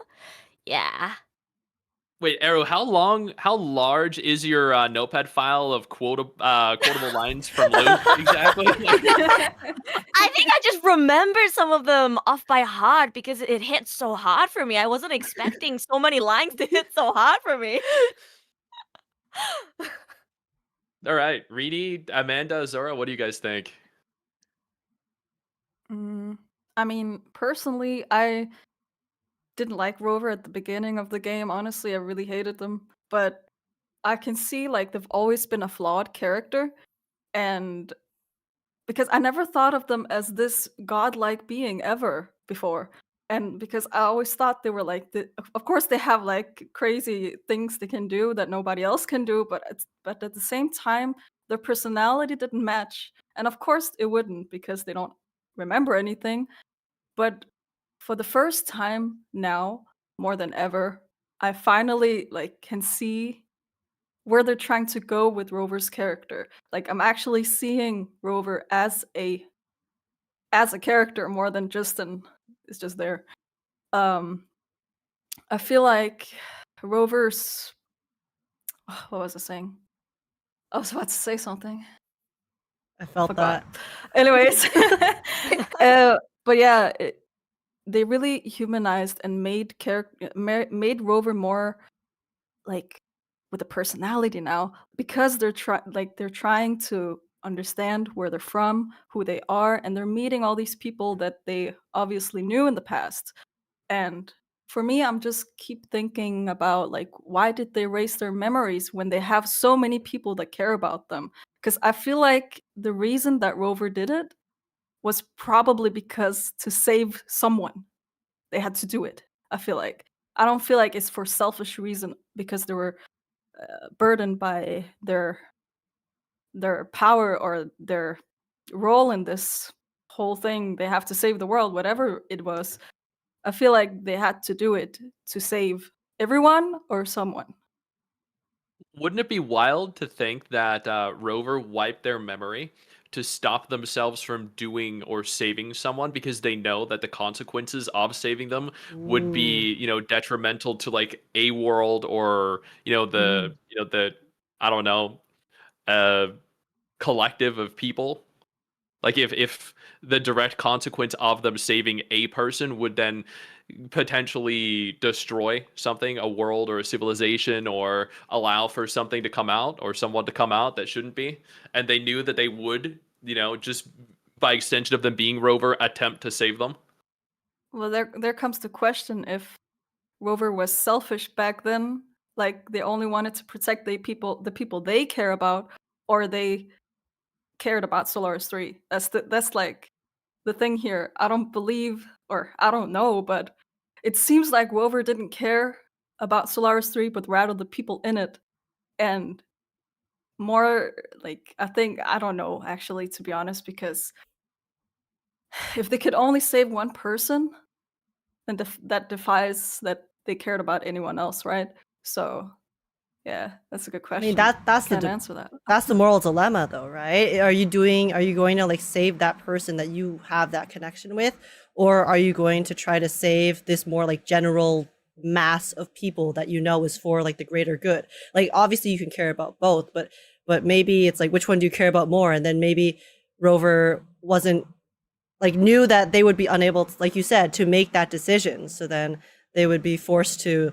That's why it's like, it's easier to just not have to deal with that decision to begin with, and then goodbye memories, and then let things play 'cause out maybe- again in the future. Maybe Rover wasn't even the one that chose the memory wipe. Maybe that, they were going to attempt to save someone, and that someone told them to wipe their memories to stop them from doing it. I mean, it did sort of seem like people were aware that Rover was going to do the memory wipe, because I remember Luuk mentioned that Rover mentioned to him that he was going to do the memory wipe and then come back in the future. So I do think there was some awareness of the memory wipe from Rover's perspective before it happened. It seemed a little bit premeditated. Just whether or not that premeditation was, what factors led to that premeditation, I think, is where the entire mystery lies. And also, if Rover was this godlike being, what person or thing can wipe their memory, right? They should be the overall godlike being. Nobody should be able to do that in the first place, I feel like. Yeah, and like, who's the goddess from the beginning of the game too, right? The very first cutscene, we assumed that she was like some goddess from some a greater power, but then now that we know that Rover literally came here because of their planet, then what role does that goddess play? Because clearly they're not just a god that exists. They seem to be some sort of entity and has some sort of purpose for being here and existing and intercepting or interacting with Rover. Like, are they from Rover's planet? Maybe that's just like someone from the planet who cared about Rover, was trying to help. I actually have an or- answer. Oh, I actually have an answer. I was Lord thinking goddess. Rini has all the Lord answers. goddess. I'm she does- I need to like breathe and like try and remember all of like my thousands of pages of notes. So we do know who we don't know her name. There's a theory that her name is I'm pretty sure, I don't know how to pronounce it, but it's like Ananka or something. It's a Greek goddess. And obviously Wuwa takes a lot of references from Greek mythology. So the unknown goddess is actually one of technically 3 instances that was sent to Solaris, and they all come from the Her civilization. Do you guys know who the Her civilization is? I briefly remember. I vaguely remember, sorry. It's okay. I'm just checking so I don't start like talking about stuff that like no one gets. So basically the Her civilization were a ancient civilization. You might actually remember them from the like the Black Shores arc. You know how they talk about how the Tethys system had been around for like ages and upon ages. That the Tethys system was actually created by the Her civilization, and a lot of things in Solaris were created by them. Even the moon. You know how the moon always looks funky as hell in different regions? It's because, well, that's because of the Etheric Sea, but that moon was actually created by the Her civilization. And in the, I'm pretty sure it's the Black Shores teaser on YouTube. It's really cryptic. Like nothing really. It doesn't really show a lot. It's just a lot of like zooms and stuff like that. But there's like some text in it that's in like the Wuwa language, and I'm pretty sure when it's deciphered, it talks about instance 1 and instance 2. And we know that the second instance is actually Shorekeeper. And Shorekeeper is all about space. She's that's like all of the different kind of imagery that's in her like her character design and like what she actually does and stuff like that. And then instance 1 alludes to the unknown goddess, and she is involved with time. And there's actually a really cool little reference that Shorekeeper actually says. I think it's in her ultimate animation. She says something about in war with time. And then that's where the whole Mobius loop comes into play, where time and space shouldn't be able to like intersect with each other and stuff like that, which is why the unknown goddess is potentially outside of Solaris doing whatever she's doing. We don't know what she's doing yet, but she's doing something. But actually there was a it's all the way back in 1.0, which I know is super annoying because 1.0 lore is just very annoying in general. But the Court of Savante were actually trying to they did. They replicated the unknown goddess into like this entity because they don't really explain how it happened, but they caught a glimpse of her somehow. So she appeared in Solaris at one point, and I'm pretty sure in one of the notes that you can find around the Court of Savante ruins in Huanlong, they mention that I think it says something like it once visited Solaris or something like that, which means that like she had actually been in Solaris at one point, and then that also links into the whole her civilization stuff and how they visited Solaris and gave them technology, and that then links to Shanli Yao and his dad disappearing because he wanted to reach the limit of the universe, and then his relation to the Court of Savante as a whole, and how they actually made a portal that goes potentially to outside Solaris 3, outside the Etheric Sea and stuff like that. So yeah, the Unknown Goddess is basically one of the instances potentially made by the Her civilization to do whatever Rover's goal is on the planet. Wait, I have a quick question. Sorry. Oh no, really. Wait, can I? So you know how in like 2.x we have that like the thingy, the artifact that we get in the Augusta quest, and then we actually get to see like in game the Unknown Goddess within that like message or whatever, or that space. Imperator's capsule? Yeah. Like what was that? What was that connection? Wait, sorry, say that question again. What is like the connection between that to what you just talked about? Like is that the replication? Yeah. Being there? Yeah. So when, if I'm remembering correctly, when Rover enters, we see the Unknown Goddess because the capsule is reacting to Rover's presence. Mm. So it's basically just like, I don't know how to explain it. I'm trying to like conceptualize my thoughts properly. So maybe it's like we saw it because we are maybe like connected in some way to the Unknown Goddess. So then the power like allowed us to glimpse it for a split second.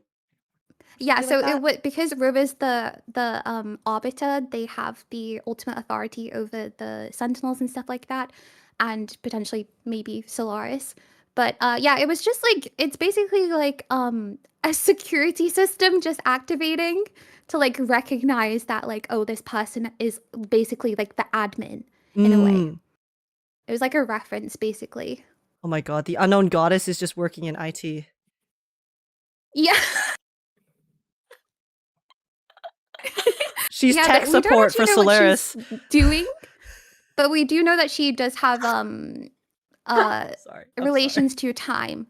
No, it's okay. You're okay. Especially because of like her imagery and stuff. Like she has like the if you look at she has like these massive like circles behind her. It kind of looks like a cycle, like an orbital cycle. So that can then relate to like her being the quote unquote goddess of time and whatever. Am I the only one here that didn't know literally any of that, or? I'm so sorry. I appreciate it. I feel like such a loser because this is all I do. I just read and write. Yeah. We need someone like you in the Wuthering Waves community. Yeah, we never need apologize. Thanks, Learn guys. so much. I'm trying to like explain it in a way that's not too overwhelming because like sometimes I feel like it makes sense in my head, but then having to explain it out loud, it's like so hard sometimes.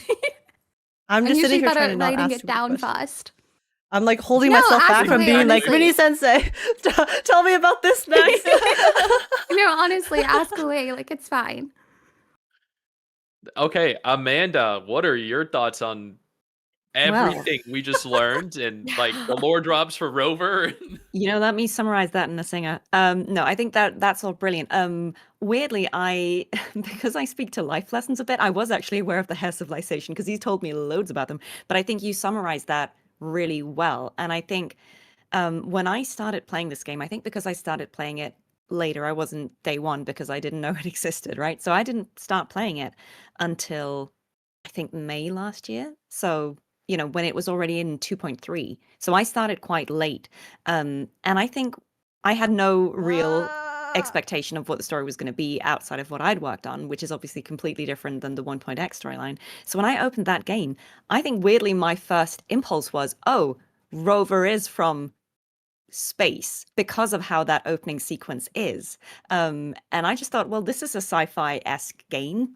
Checks out. I didn't really question it. So I think it's so interesting now that when we learn what we learn about Rover's origins in 3.1, I think my gut reaction was, but didn't we know that? And I think I just realized that that was just my assumption, but that was unfounded because you're right. We don't know specifically, who the goddess is. I think everything you said is probably exactly correct, but we don't have enough information, I guess, to say with certainty where Rover is from specifically, just that it's outside of Solaris. But it's funny because I think I just remember that opening sequence and also where Rover falls through time or space or whatever they fall through and kind of come out on the other side of the etheric sea. And I just thought, oh yeah, well, they're upside down in the ocean. So clearly that's, they're from space. What else could it be, right? But it's so funny how I just accepted that and didn't ask a single question until now. That being said, whether or not it was something we saw coming or did not see coming, I like it because I think it just opens up the world and the setting. I think Wuthering Waves does seem to be quite sci-fi inspired, in a good way. I see it more as sci-fi than fantasy. Maybe Renacita was more of a sort of fantasy section, but I think overall 1.x and certainly now 3.0 feels sci-fi inspired to me. And I think it makes a lot of sense that the story is going to be bigger than just Solaris 3. And I think it's really nice that they're really opening up things that I think the lore people had already gleaned, but that maybe the more casual players of us have missed. This idea that there is a lot going on outside of Solaris, not just that Rover might be from there, but also all these questions about what's up with the fake moons and why is it that the etheric sea is there and why is it we can't go to space and why were people trying to go to space and all these things. I think it's really nice that those questions are coming back in and actually being a part of the main story now, or certainly being implied as relevant for the main story. I think the game does a good job of not overloading us with information because the clues were there in 1.x clearly because Rini found them. But I think it's nice that they were planting those little notes and seeds for people who were looking to find. But if they put all of that information front and center from the beginning, I think everyone's minds would have imploded because I think a lot of people got a little overloaded with information just in 1.1 and 1.0, right? Just from the sheer amount of text that was, presented. So I think it's clever. I love when a game puts something in it from the beginning, but you might miss it if you're not paying attention, or rather because that's not what you're looking for. You're looking for something else that seems like that is the most important thing. And all the stuff that Rover's focused on in 1.0 obviously is important at the time, Retroact, Rain, Overthrax. There are a lot of things that seem like prudent to deal with. But I think it's nice that when those things are then introduced, like the fact that Rover is from outer space, has civilization, all these things, when that comes back into the main story, the clues were already there. So it doesn't feel like, oh, some random person just came up with something on the lunch break. It was already there. And that makes it feel more believable to me that it was always there, but just, kind of hidden because we weren't looking for it. So I think that's my 2 cents on Rover being an alien. I can't wait to see if we get to explore other planets, or if it's going to be confined to the world that we're currently on. Because I mean, there are endless possibilities if that's the case, to present so many different kinds of civilizations, to present so many different dialects, so many different interpretations of regions found both in current world, potentially fantasy inspired. And I mean, if there's anything that we've learned in terms of the aesthetic that Kuro can actually achieve, it's that they are very diverse. The Huanglong region, then Renacita, and then now in Lahairoi, everything is such a stark contrast from one another that it feels like an entirely new world every time you enter it. Well, it does make me wonder how much of an objective now it will be for Rover to break past the etheric sea, or for Rover to go beyond. Because that could be something later on that isn't really super important right now, unless there's like a solution to all their problems back there, or unless Rover for some reason rekindles their desire to go back home, and then the unknown goddess like pops up again. And I think like that's probably one of the things they'd have to adjust if they want to like go to other planets. But it would be really interesting and really surprising if they address that sooner rather than later, and then everything does open up. Like for me, it's kind of that thing where sometimes I expect K dramas to end when the couple gets together, but then they get together and then more happens. So so it's like, what if they have that, they set up that objective, and then they actually reach it earlier than we expect, and then that kind of blooms every other possibility to come out. That would be really fun. Arrow, I know you briefly touched on it, I don't know, like 10 minutes ago, but what are your thoughts? Wait, I lost my train of thought again. What was that question again? I was paying so much attention to what Rini was saying in particular, because I'm not really good at no. I'm not really good at analyzing lore myself. So, I really appreciate you and every lore creator in the space. We need more people like you, really. Like, there are some people with, no brain cells like me who need the lore creators to help us summarize things and give insights that, wouldn't be able to pick up on myself. What was the question again? It was more concerning Rover, where they're from, the lore drops we got, the history that we learned, everything like that. Right. In Dispatch. Yeah, I think it's really interesting that we're getting so much more on who Rover is and where they came from. And everybody's already said this already, but like 3.0 has been the most humanizing for Rover. And I honestly, I think Zora said this earlier, but like I didn't dislike Rover in the beginning, but I wasn't really interested in him. I'm not gonna lie. I was not very interested in Rover in the very beginning. I'm sure a lot of people share the same sentiment. But recently, more and more do I feel myself really caring for Rover and wanting to know, like who they really are. Like, who are these people that sent them to go on this mission to save the world? Like, I'm actually curious about Rover now.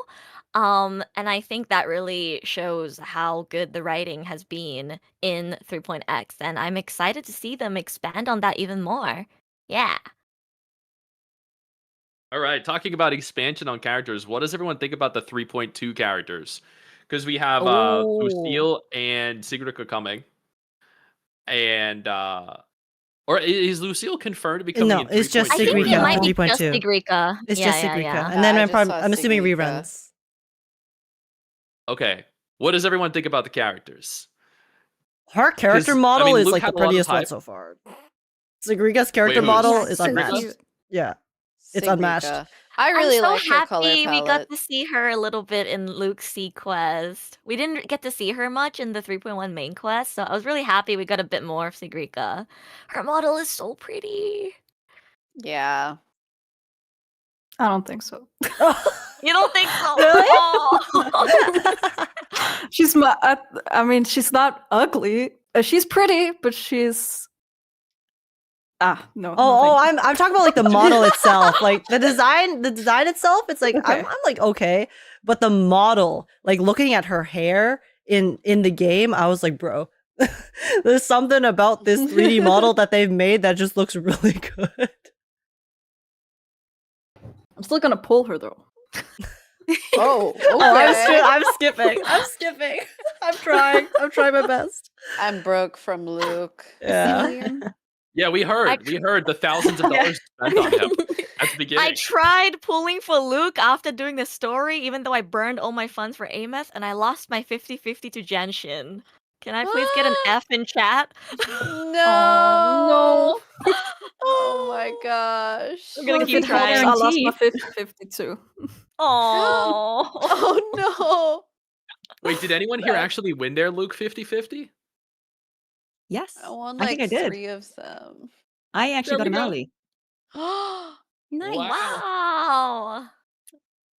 Congratulations. Oh my God. Wait, did I? So I can't love remember. Wuwa to yeah, like it was part of like the core foundation of kind of like my growth, I think, in 2024.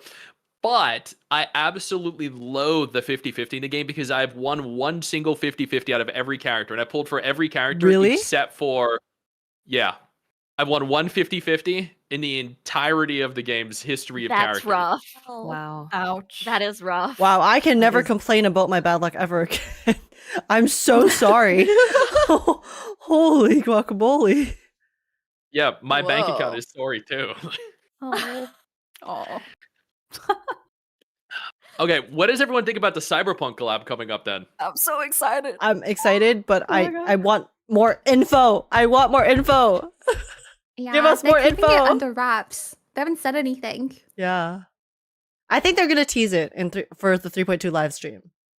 Ooh. Oh. Because they need to Ooh, start ooh, building yeah, up hype yeah. again. Maybe. Yeah. Because It's funny 'cause 3.2 kind whenever- of feel I'll just go. 3.2 no, kind go of on. feels like a bit more of like a like smaller story. I think it's still gonna be main story, but it's gonna be definitely a lot like a bit more chill, I think, compared to 3.1. And then bam! And then it's gonna like either like Cyberpunk is after that or it's gonna be like a big story patch and then Cyberpunk. I don't know. But either way, I want 'Cause more when's the info. anniversary coming up? Do you think they're doing Cyberpunk for anniversary? Probably not. I think, when is the anniversary? Like, It's early May, not- right? it's May. Yeah, it's May. Yeah. So Damn, 3.3? So it might be 3.3. yeah. Probably. Yeah. Ooh. after When- the sorry, go on.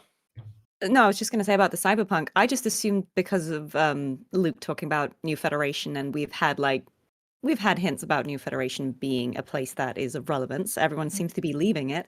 I just assumed that that's how they're going to work the Cyberpunk collaboration in, right? Like Night City is going to be New Oh. Federation, and That so would be for cool. That plot- would be so for plot cool. reason- Again, this is a guess, guys. No, Link. I agree This too. is a That's guess, what I but think. I Link. feel like that seems like the obvious way to meld those things together, right? Because it's a setting we haven't seen, but it's a setting that is described in a way that seems to match Night City quite well. From what we've heard from, the characters who are from there, and how Lene describes it, and how she was basically a mercenary there, it kind of feels like it could fit quite well, like aesthetically and now when Luke was mentioning Night City, he was mentioning New Federation as a place, of interest, and how there are Fractidus overseas there, and it just feels like, oh, he's setting up the roadmap for places we're going to go and characters we will interact with, and so there will be a plot reason for us to go to New Federation, which will then probably be how the Cyberpunk collab comes in. That was just my guess, because that would feel like it all makes sense, right? So it's not just out of nowhere, like, and now for something completely different, let's go over here and do something that has nothing to do with the main story for a whole patch. It feels like that would be an elegant way to work it in. Then Luke escorts us there with maybe Lene, maybe Kalparo. Oh my god. And then we rescue That does Imet, and she sound takes us on so a bike as elegant. well. Yeah. That sounds so elegant that now I'll be disappointed if that's not. It needs to happen. I mean, Yeah, Amanda's created these grandiose expectations that we have now. I know. So that when it Lady. actually releases, everyone's gonna be like, nope. It's funny because I actually thought that this just proves how I actually don't have insider information. When they announced the Cyberpunk collab, which was ages ago, was that at the Game Awards? It was a while ago, right? I just automatically assumed that would mean that 3.0 would start in New Federation. And I Yeah. was obviously completely wrong. But I just thought, oh, obviously that's where we're going next, because they're going to do the Cyberpunk collab. And I was completely wrong, obviously. But yeah, it's lingered in my mind since that's how they're going to work it together. Although if they do manage to transition into the New Federation with this, then people are going to call you out for having insider information. Yeah, I know. So- You can't win. You can't win. Okay. What do you guys think then of the like? What would you rate good or bad the 3.0, like the cumulative 3.1 experience thus far? Now that Luke's story has finished, or like Luke's respective patch has finished, not his story necessarily. I'm hoping we get to see a lot more of him moving into the future as well. But now that his and too. Imus contained 3.1 story is finished, what would you guys rate it? Doesn't need to necessarily be numerically, but like on a scale of exceptional to terrible, what do you guys think? We can start Must with play. okay, we'll start with Sevi. Let's go. Whoops, sorry. I would just rate it as a must play. Like I feel like this is just unskippable as a main quest to enjoy. Both parts even. Like you know, Imus was amazing for the emotional roller coaster that it gave, and Luke's was great for all the info, but it was no less enjoyable. And you know, like numerical value unnecessary. I would just say like, yeah, you gotta play this one. Rini, what do you think? Am I including the Segway quest too? Yeah, both stories for 3.1 cumulatively. Yeah, I think it's definitely, as a whole, definitely up there for me. Unfortunately, I don't think anything will be able to top 2.2 for a while because I just love 2.2 a lot. That's why I'm like kind of fangirling about Amanda being here because I'm very nervous. I literally have been so stressed out about it because I'm such a huge fan of your portrayal of Cartathea, and I just have such an attachment to her character too. So like you did such an amazing job, and I'm a huge fan. But but yeah, I think the story as a whole was really, really good. I think it was really strong in comparison to the other story quests. Even though I do think actually no, it's okay. Yeah, I think I don't know, I lost my train of thought. Sorry. I was fangirling. Yeah, it was good. The quest was great. The quest was great. Move on. Aria. I don't know what number I should put on it, but I definitely also agree that it is a must play. There was so much lore that you need to know from this quest. And I think it's just a much needed healing therapy session for everyone who went through what happened in the 3.1 main story with Ameth. I think it's just like the perfect what do you call, chapter 2 almost to what we experienced beforehand. And even if you somehow were not as heavily affected by Ameth's story, because not everyone cried or had a huge emotional reaction to the 3.1 main story, which is okay. Everybody has different opinions. But I missed out on saying this earlier. I only touched on it briefly, but I think some of the things that Luuk says to Rova during this quest, it hits on a personal level, for me at least, because I was going through something rough just in my personal life, unrelated to whatever, the Ameth story had impacted me. And some of the things that he said are words that I needed to hear.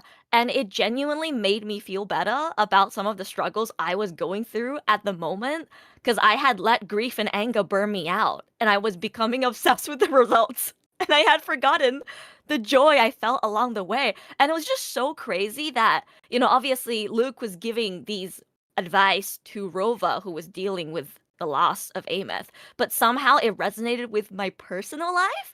And that made me think, like, as a player, regardless of how you felt about the story beforehand with Ameth, I think a lot of the words that Luuk offers Rova in this story can be very helpful.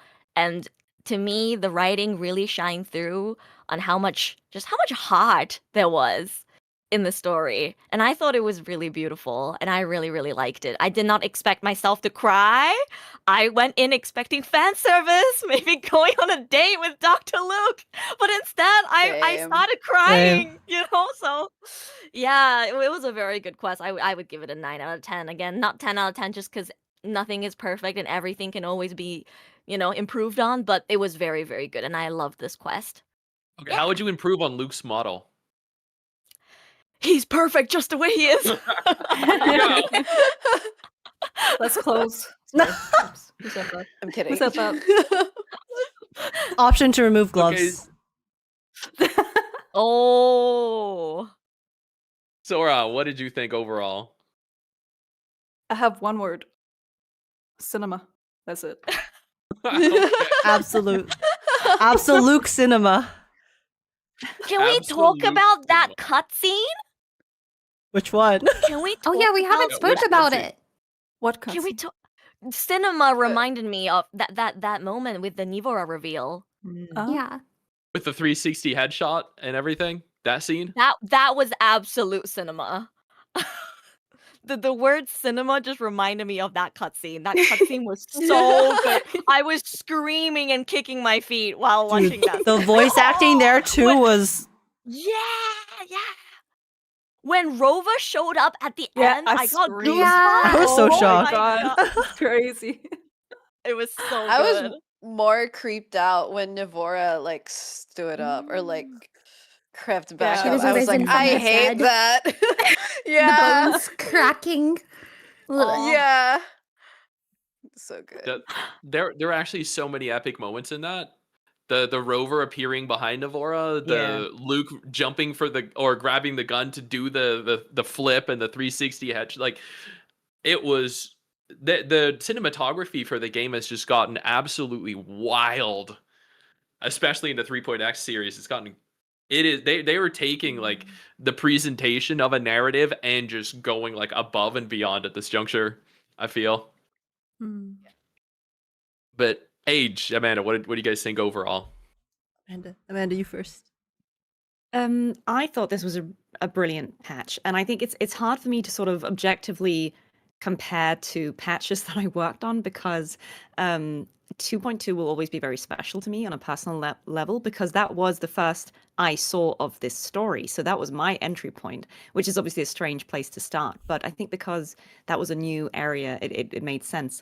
So I don't think I could be objective about that one patch. But I will say, I think as a player with no involvement in the current storyline, I think 3.1 was just incredibly satisfying because I think it was really well paced. I think it was clever to have that longer main story with Imeth and then a bit of a break and then this kind of segue because I feel like, again, they hit us with a double whammy of here's a lot of information, here's some despair, and then here's a breather and here's some hope. And here's what to do next. And I thought that was nice that they let us sit in that despair for a bit. I also thought it had a lot of everything. There were some very cool fights. I thought everything, around the Sigellum character was really interesting and like all of the implications of that. Like fighting Rova was pretty cool, is pretty cool. I think we had emotional stakes and we have clear motivation for continuing the main story. Aleph 1 was a terrible, scary threat already, but now it's personal, right? Like it's gone from, oh no, a scary black hole Threnodian to not my daughter, right? So I feel like we have great personal stakes, and everyone's kind of invested. And we also have learned so much more about Rover, the universe in general, the Fraxidus. We have learned so much in one patch, and I'm so excited to see where it's going to go next. So for me, this is kind of everything I would want to have in a patch. Some closure, some questions answered, but a lot of new questions opened up. So I think this was. And Luuk aura farms, it has to be said, right? Not just that. For real, He for aura real. farms. Like So when true. when we arrived and he's like, oh, we need to have a conversation somewhere private, like come to my office, and you go to a cave, I'm already like, we're going to a cave? And then you go in and he's Come like, to my "Yeah, come lair." into the room. And I'm like, what room? Like, you're Batman, there's 20 rooms. I didn't even speak to him. I just went in and looked at all the rooms and I was like, how does it keep going? Why is he Batman? But I love Yeah. it. It was great. It was great. Very cool. But I was not Huge expecting him to be office. cool. It was also great to see and hear though that they could actually implement so much lore while not seeming overwhelming. Because when you were first introduced to Wuwa, I think with 1.0, there was an obscene amount of terminology that you were trying to learn. And now they can just like seamlessly drop information and it just kind of seems normal. It doesn't seem like you're sitting like, what is that? Wait, what? Who was that? Why was that thing? So, and then of course, with people like Rini explaining it for those of us that are a little less attentive to detail, Stop, I'm getting shy. Age, what are your thoughts, though? Your final thoughts on it? Everything that everyone else said. And yeah, I feel like 3.1, story-wise, since I'm a story enjoyer, is the best Wuwa patch that we have gotten since launch. I think that 3.1 is basically the perfect balance of everything that has worked in previous patches, and then they managed to put it together in this one. So if this is the direction that we are going towards for the future, and hopefully, you know, again, they can keep, you know, working on trying to do new things, and then hopefully, you know, keep what works well, don't keep what doesn't work well, then yeah, like 3.1 for me is the singular patch that has actually just absolutely like sunk its claws into me and invested me in Wuthering Waves story and it as a game as a whole. Like before, they were kind of like hooking me, but then this is the one where it's like I'm in. Yes, yeah. I think that that email that went pretty viral in the community, where Solon confirmed that 3.1 was probably the biggest expansion of the game to date, is a testament to I think how so many people perceived the 3.x series of patches so far, and I have no doubt that the game is going to continue growing from here.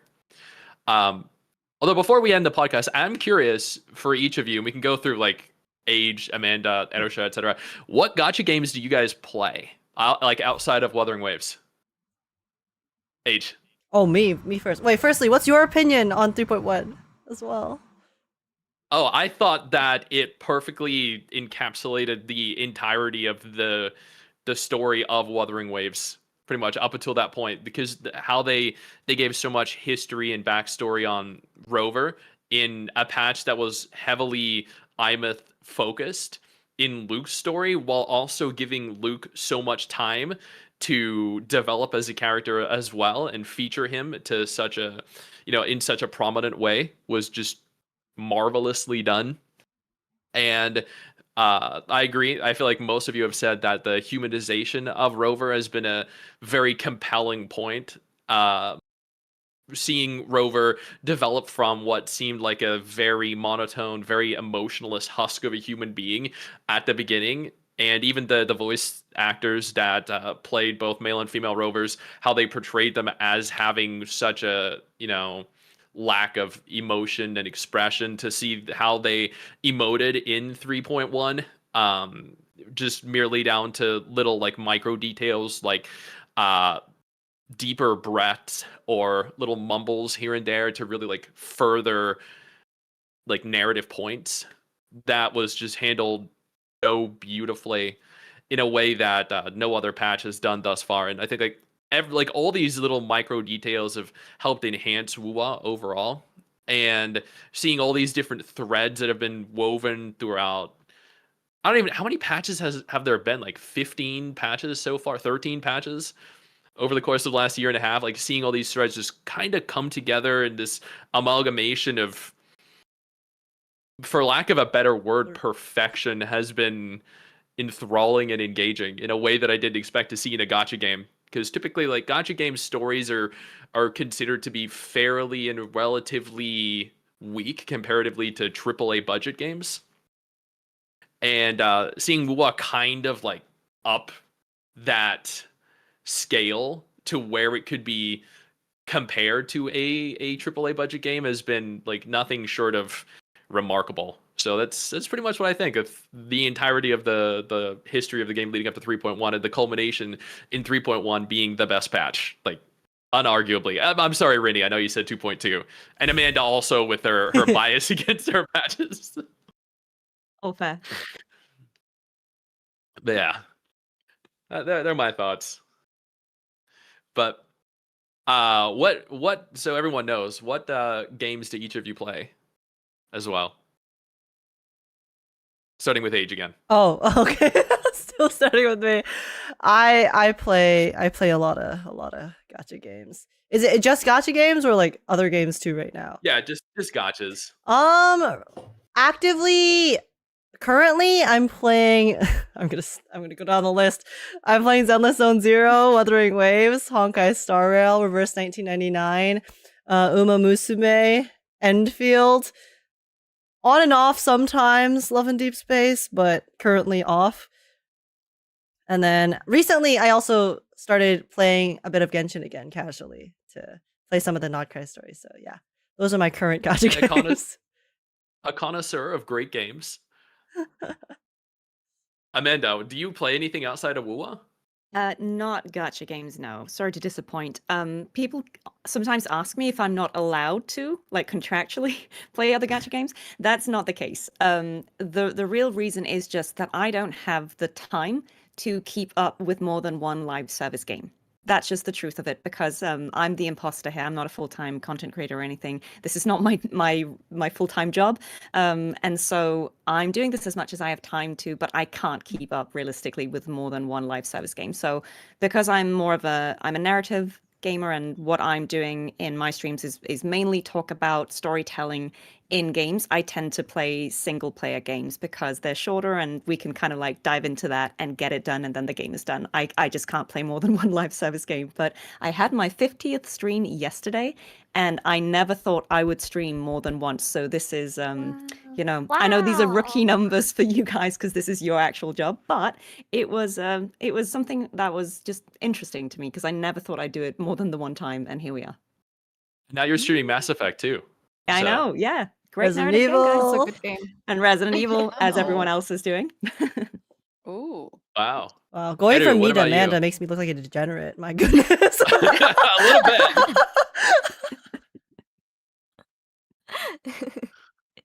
Well, for me, I mentioned in the beginning, but I play Wuthering Waves and Punishing Grey Raven the most right now. If you guys know PGR, it's a game also by Kuro Games. It's actually the game they made before Wuthering Waves.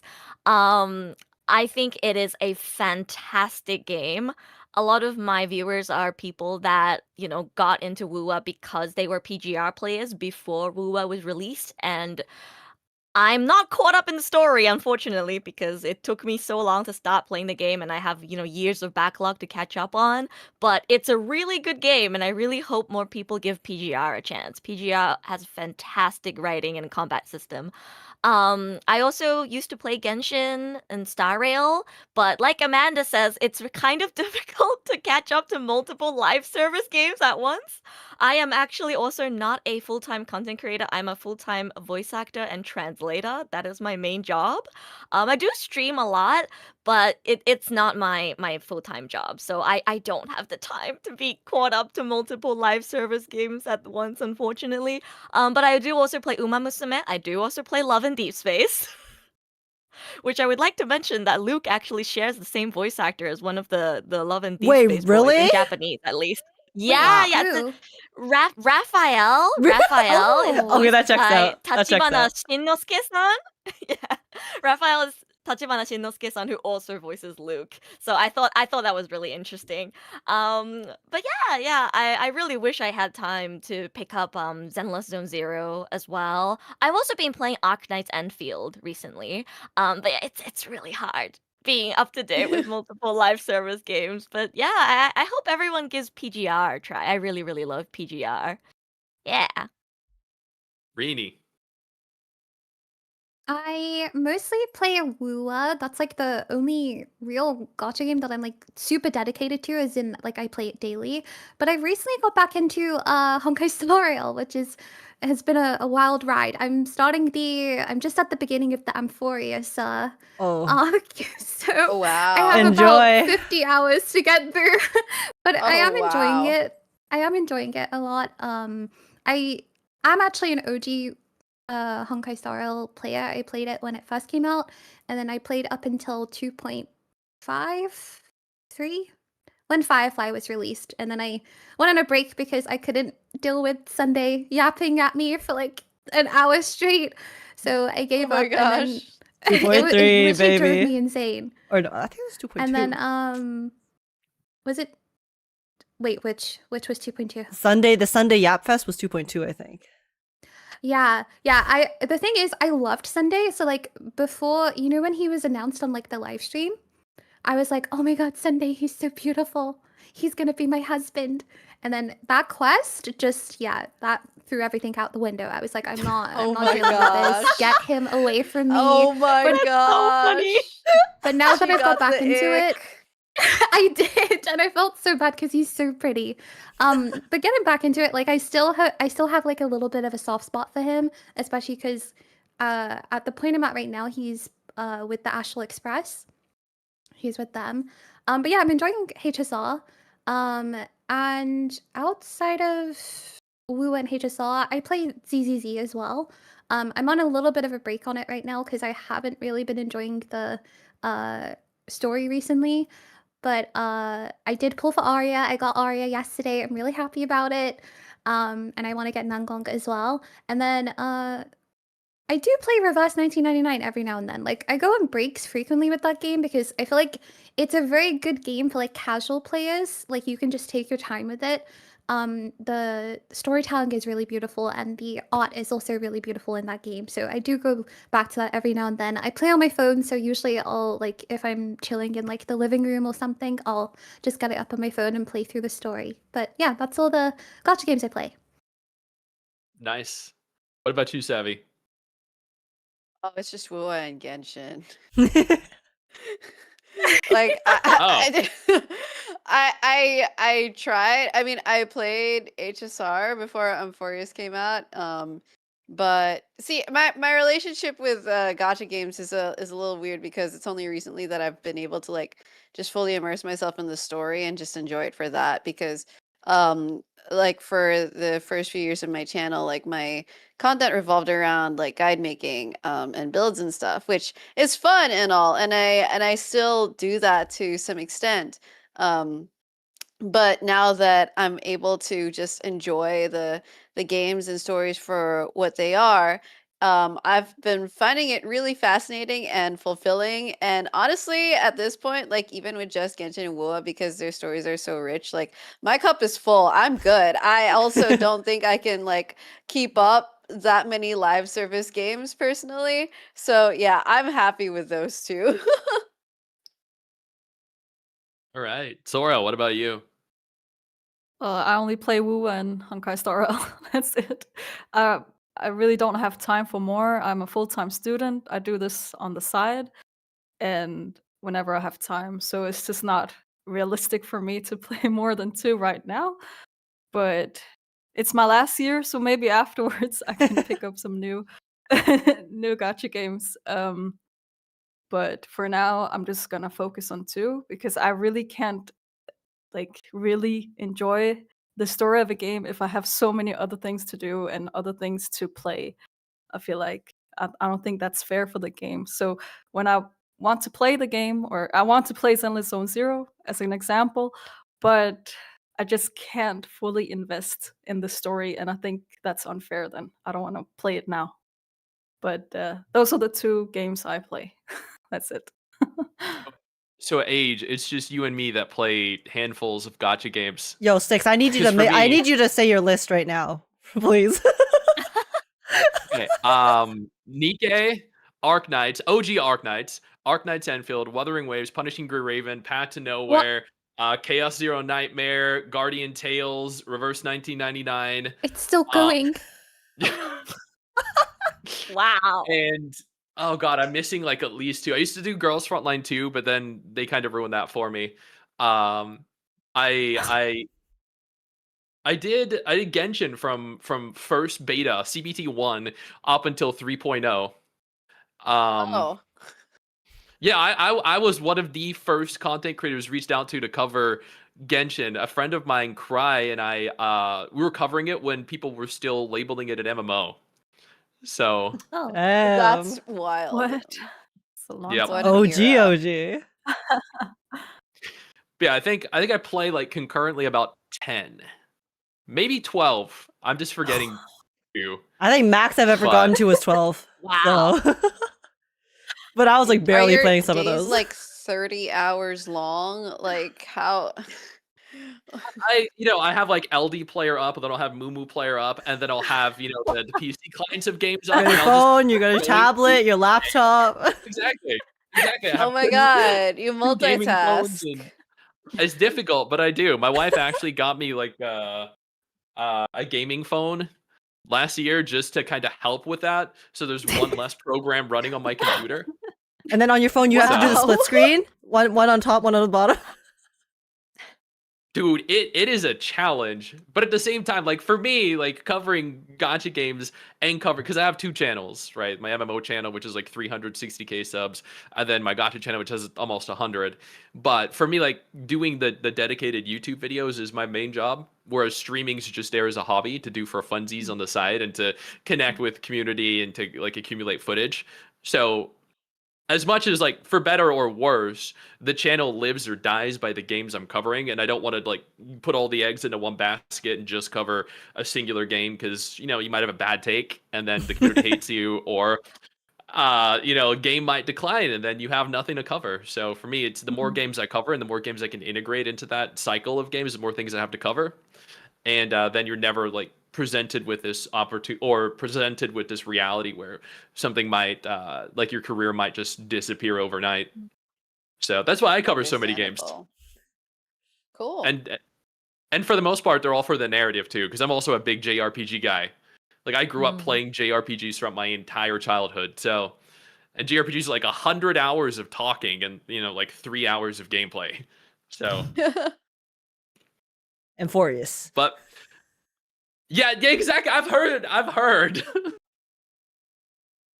I love it. Well, Rini has something to look forward to.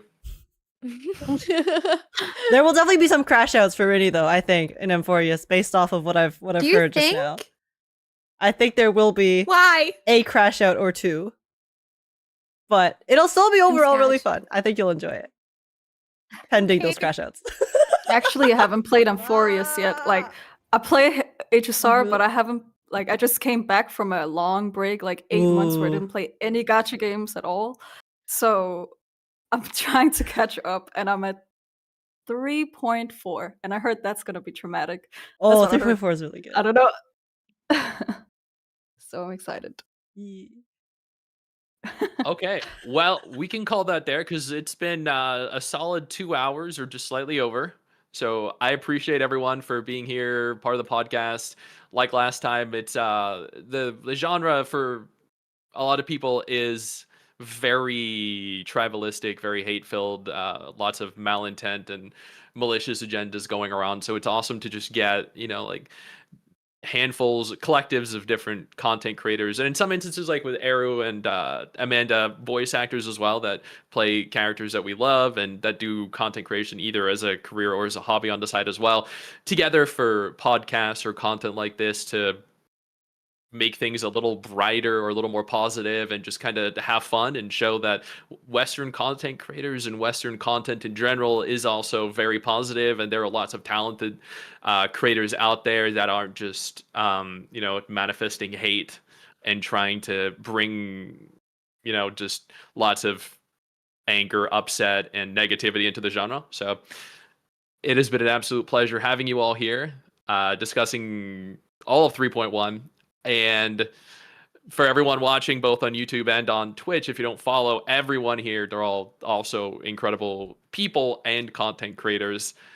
And wow.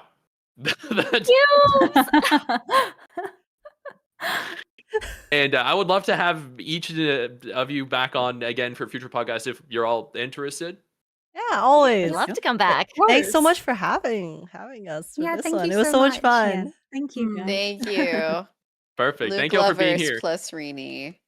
Luke lovers plus Rini. Can I say one thing? I actually expected a lot more gooning than it was. I was gonna say not enough simping over Luke. I thought there was gonna be more. Okay, guys, I got you. All right. Let's double fist.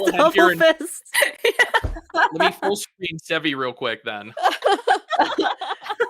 Okay, guys, have you seen his forearms? Like, oh my god. And then like the way he holds this. Okay, wait, there was this one frame in his teaser where he was like pulling the surgical string. And then they did the thing like that. I was like, what, that is wild. Like, holy crap. They did his fingers. They closed up on that. If you get that. Anyway, okay. I lost my mind at the 5 full seconds of 2D animated hand washing. I was like, wow. Oh, yeah. Yeah, I was like, It was dude, the 5 amount of seconds. effort. I counted. Very I necessary. counted. I was gobsmacked by Necessary how, plot. because that's difficult. Like, hand animation to begin with is crazy hard, let alone a full 5 seconds of this, like, super high FPS water hand washing animation. I was like, And the veins in his arm, his hands, Yeah. just saying, God. Oh my god. There you go. I guess that'll be the intro to the podcast. Perfect. Thank you so much, Sticks, for having Thank you for having us. Absolutely. It was my pleasure. Hopefully you guys have a good evening. And age a good day. I'm gonna take a nap. Thank you. Bye. See you guys later. Thanks, Bye, guys. guys. Thank you. Bye. Oh my gosh. Oh my god. I'm too big on the screen. Ah! That was so much fun. That was so much fun, y'all. Oh my goodness. Oh my goodness. I'm dead, bro. Yeah, I mean, I also expected there to be a lot more gooning at the end there too, but but it was, we had such good chats, guys. What you think? What you think? Did you guys enjoy? You guys have a good time? Also, let me see. Let me go get guys.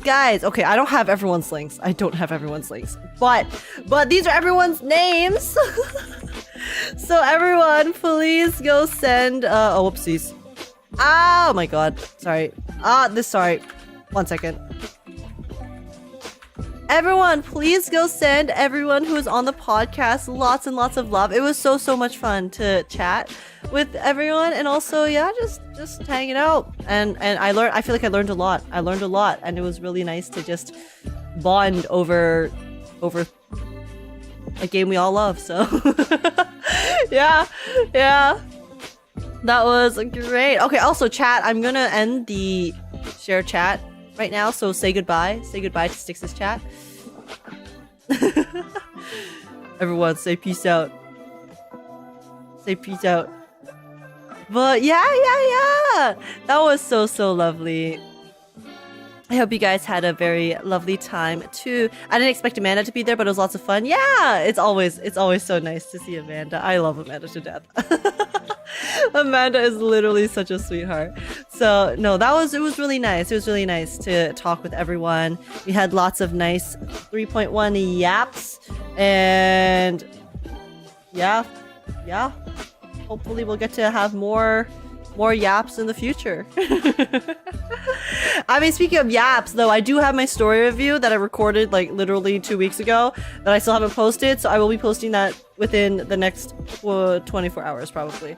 But yeah, overall, that was so super duper lovely, and I'm very honored to have been invited by Styx. So thank you so much to Styx for hosting it, and thank you to everyone for being so amazing in the podcast itself. And I'm sorry guys, I'm running on 1 hour of sleep, bro. Rinny, what's up? Hello, Rinny. Dude, Rinny, I'm being so for real. I literally could sit here asking you questions for hours.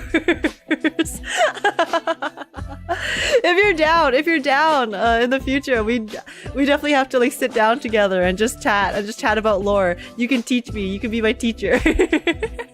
I'll just be sitting here ready for my lesson. Anytime. Yeah. Let's plan something soon. I volunteer. My comfy Rini sensei. Please teach me about everything lore related in Wuthering Waves. Teach my forgetful ass about things that have occurred and things I've also just never seen.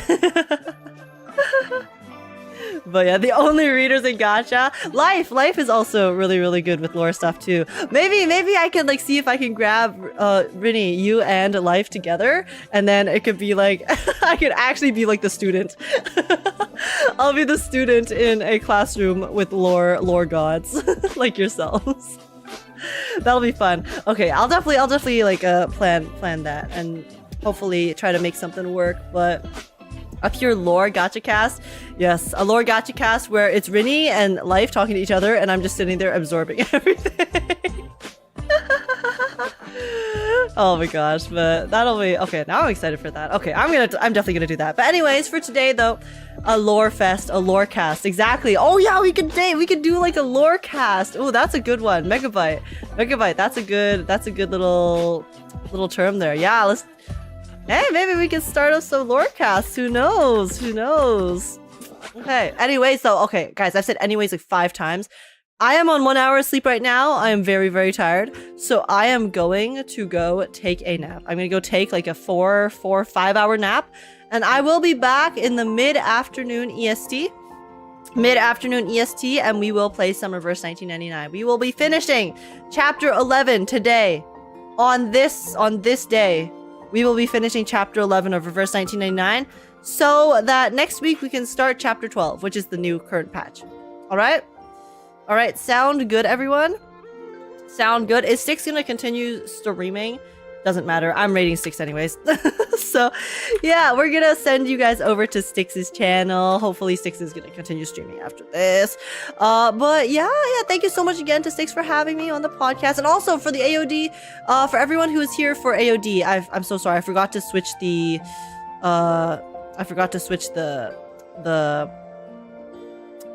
category until like the tail end of the podcast. But for everyone who is here for AOD, I did upload the reaction that we had earlier.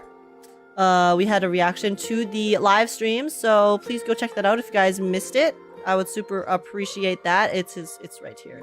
I'll send you guys the link as well. But yeah, anyways, yeah, so we'll be rating Styx on Twitch. So go say hi to Styx for me, and then apart from that, I guess I'll see you guys in 4 or 5 hours for Reverse 1999, and then the Sparkle trailer reaction I'll edit after I wake up. But yeah, thank you so much for coming, y'all. Have a lovely rest of your day, depending on what time zone you guys are in, and I'll see you guys in a little bit. Lots of fun. Bye. I'm setting the rate so I can go now. Bye bye.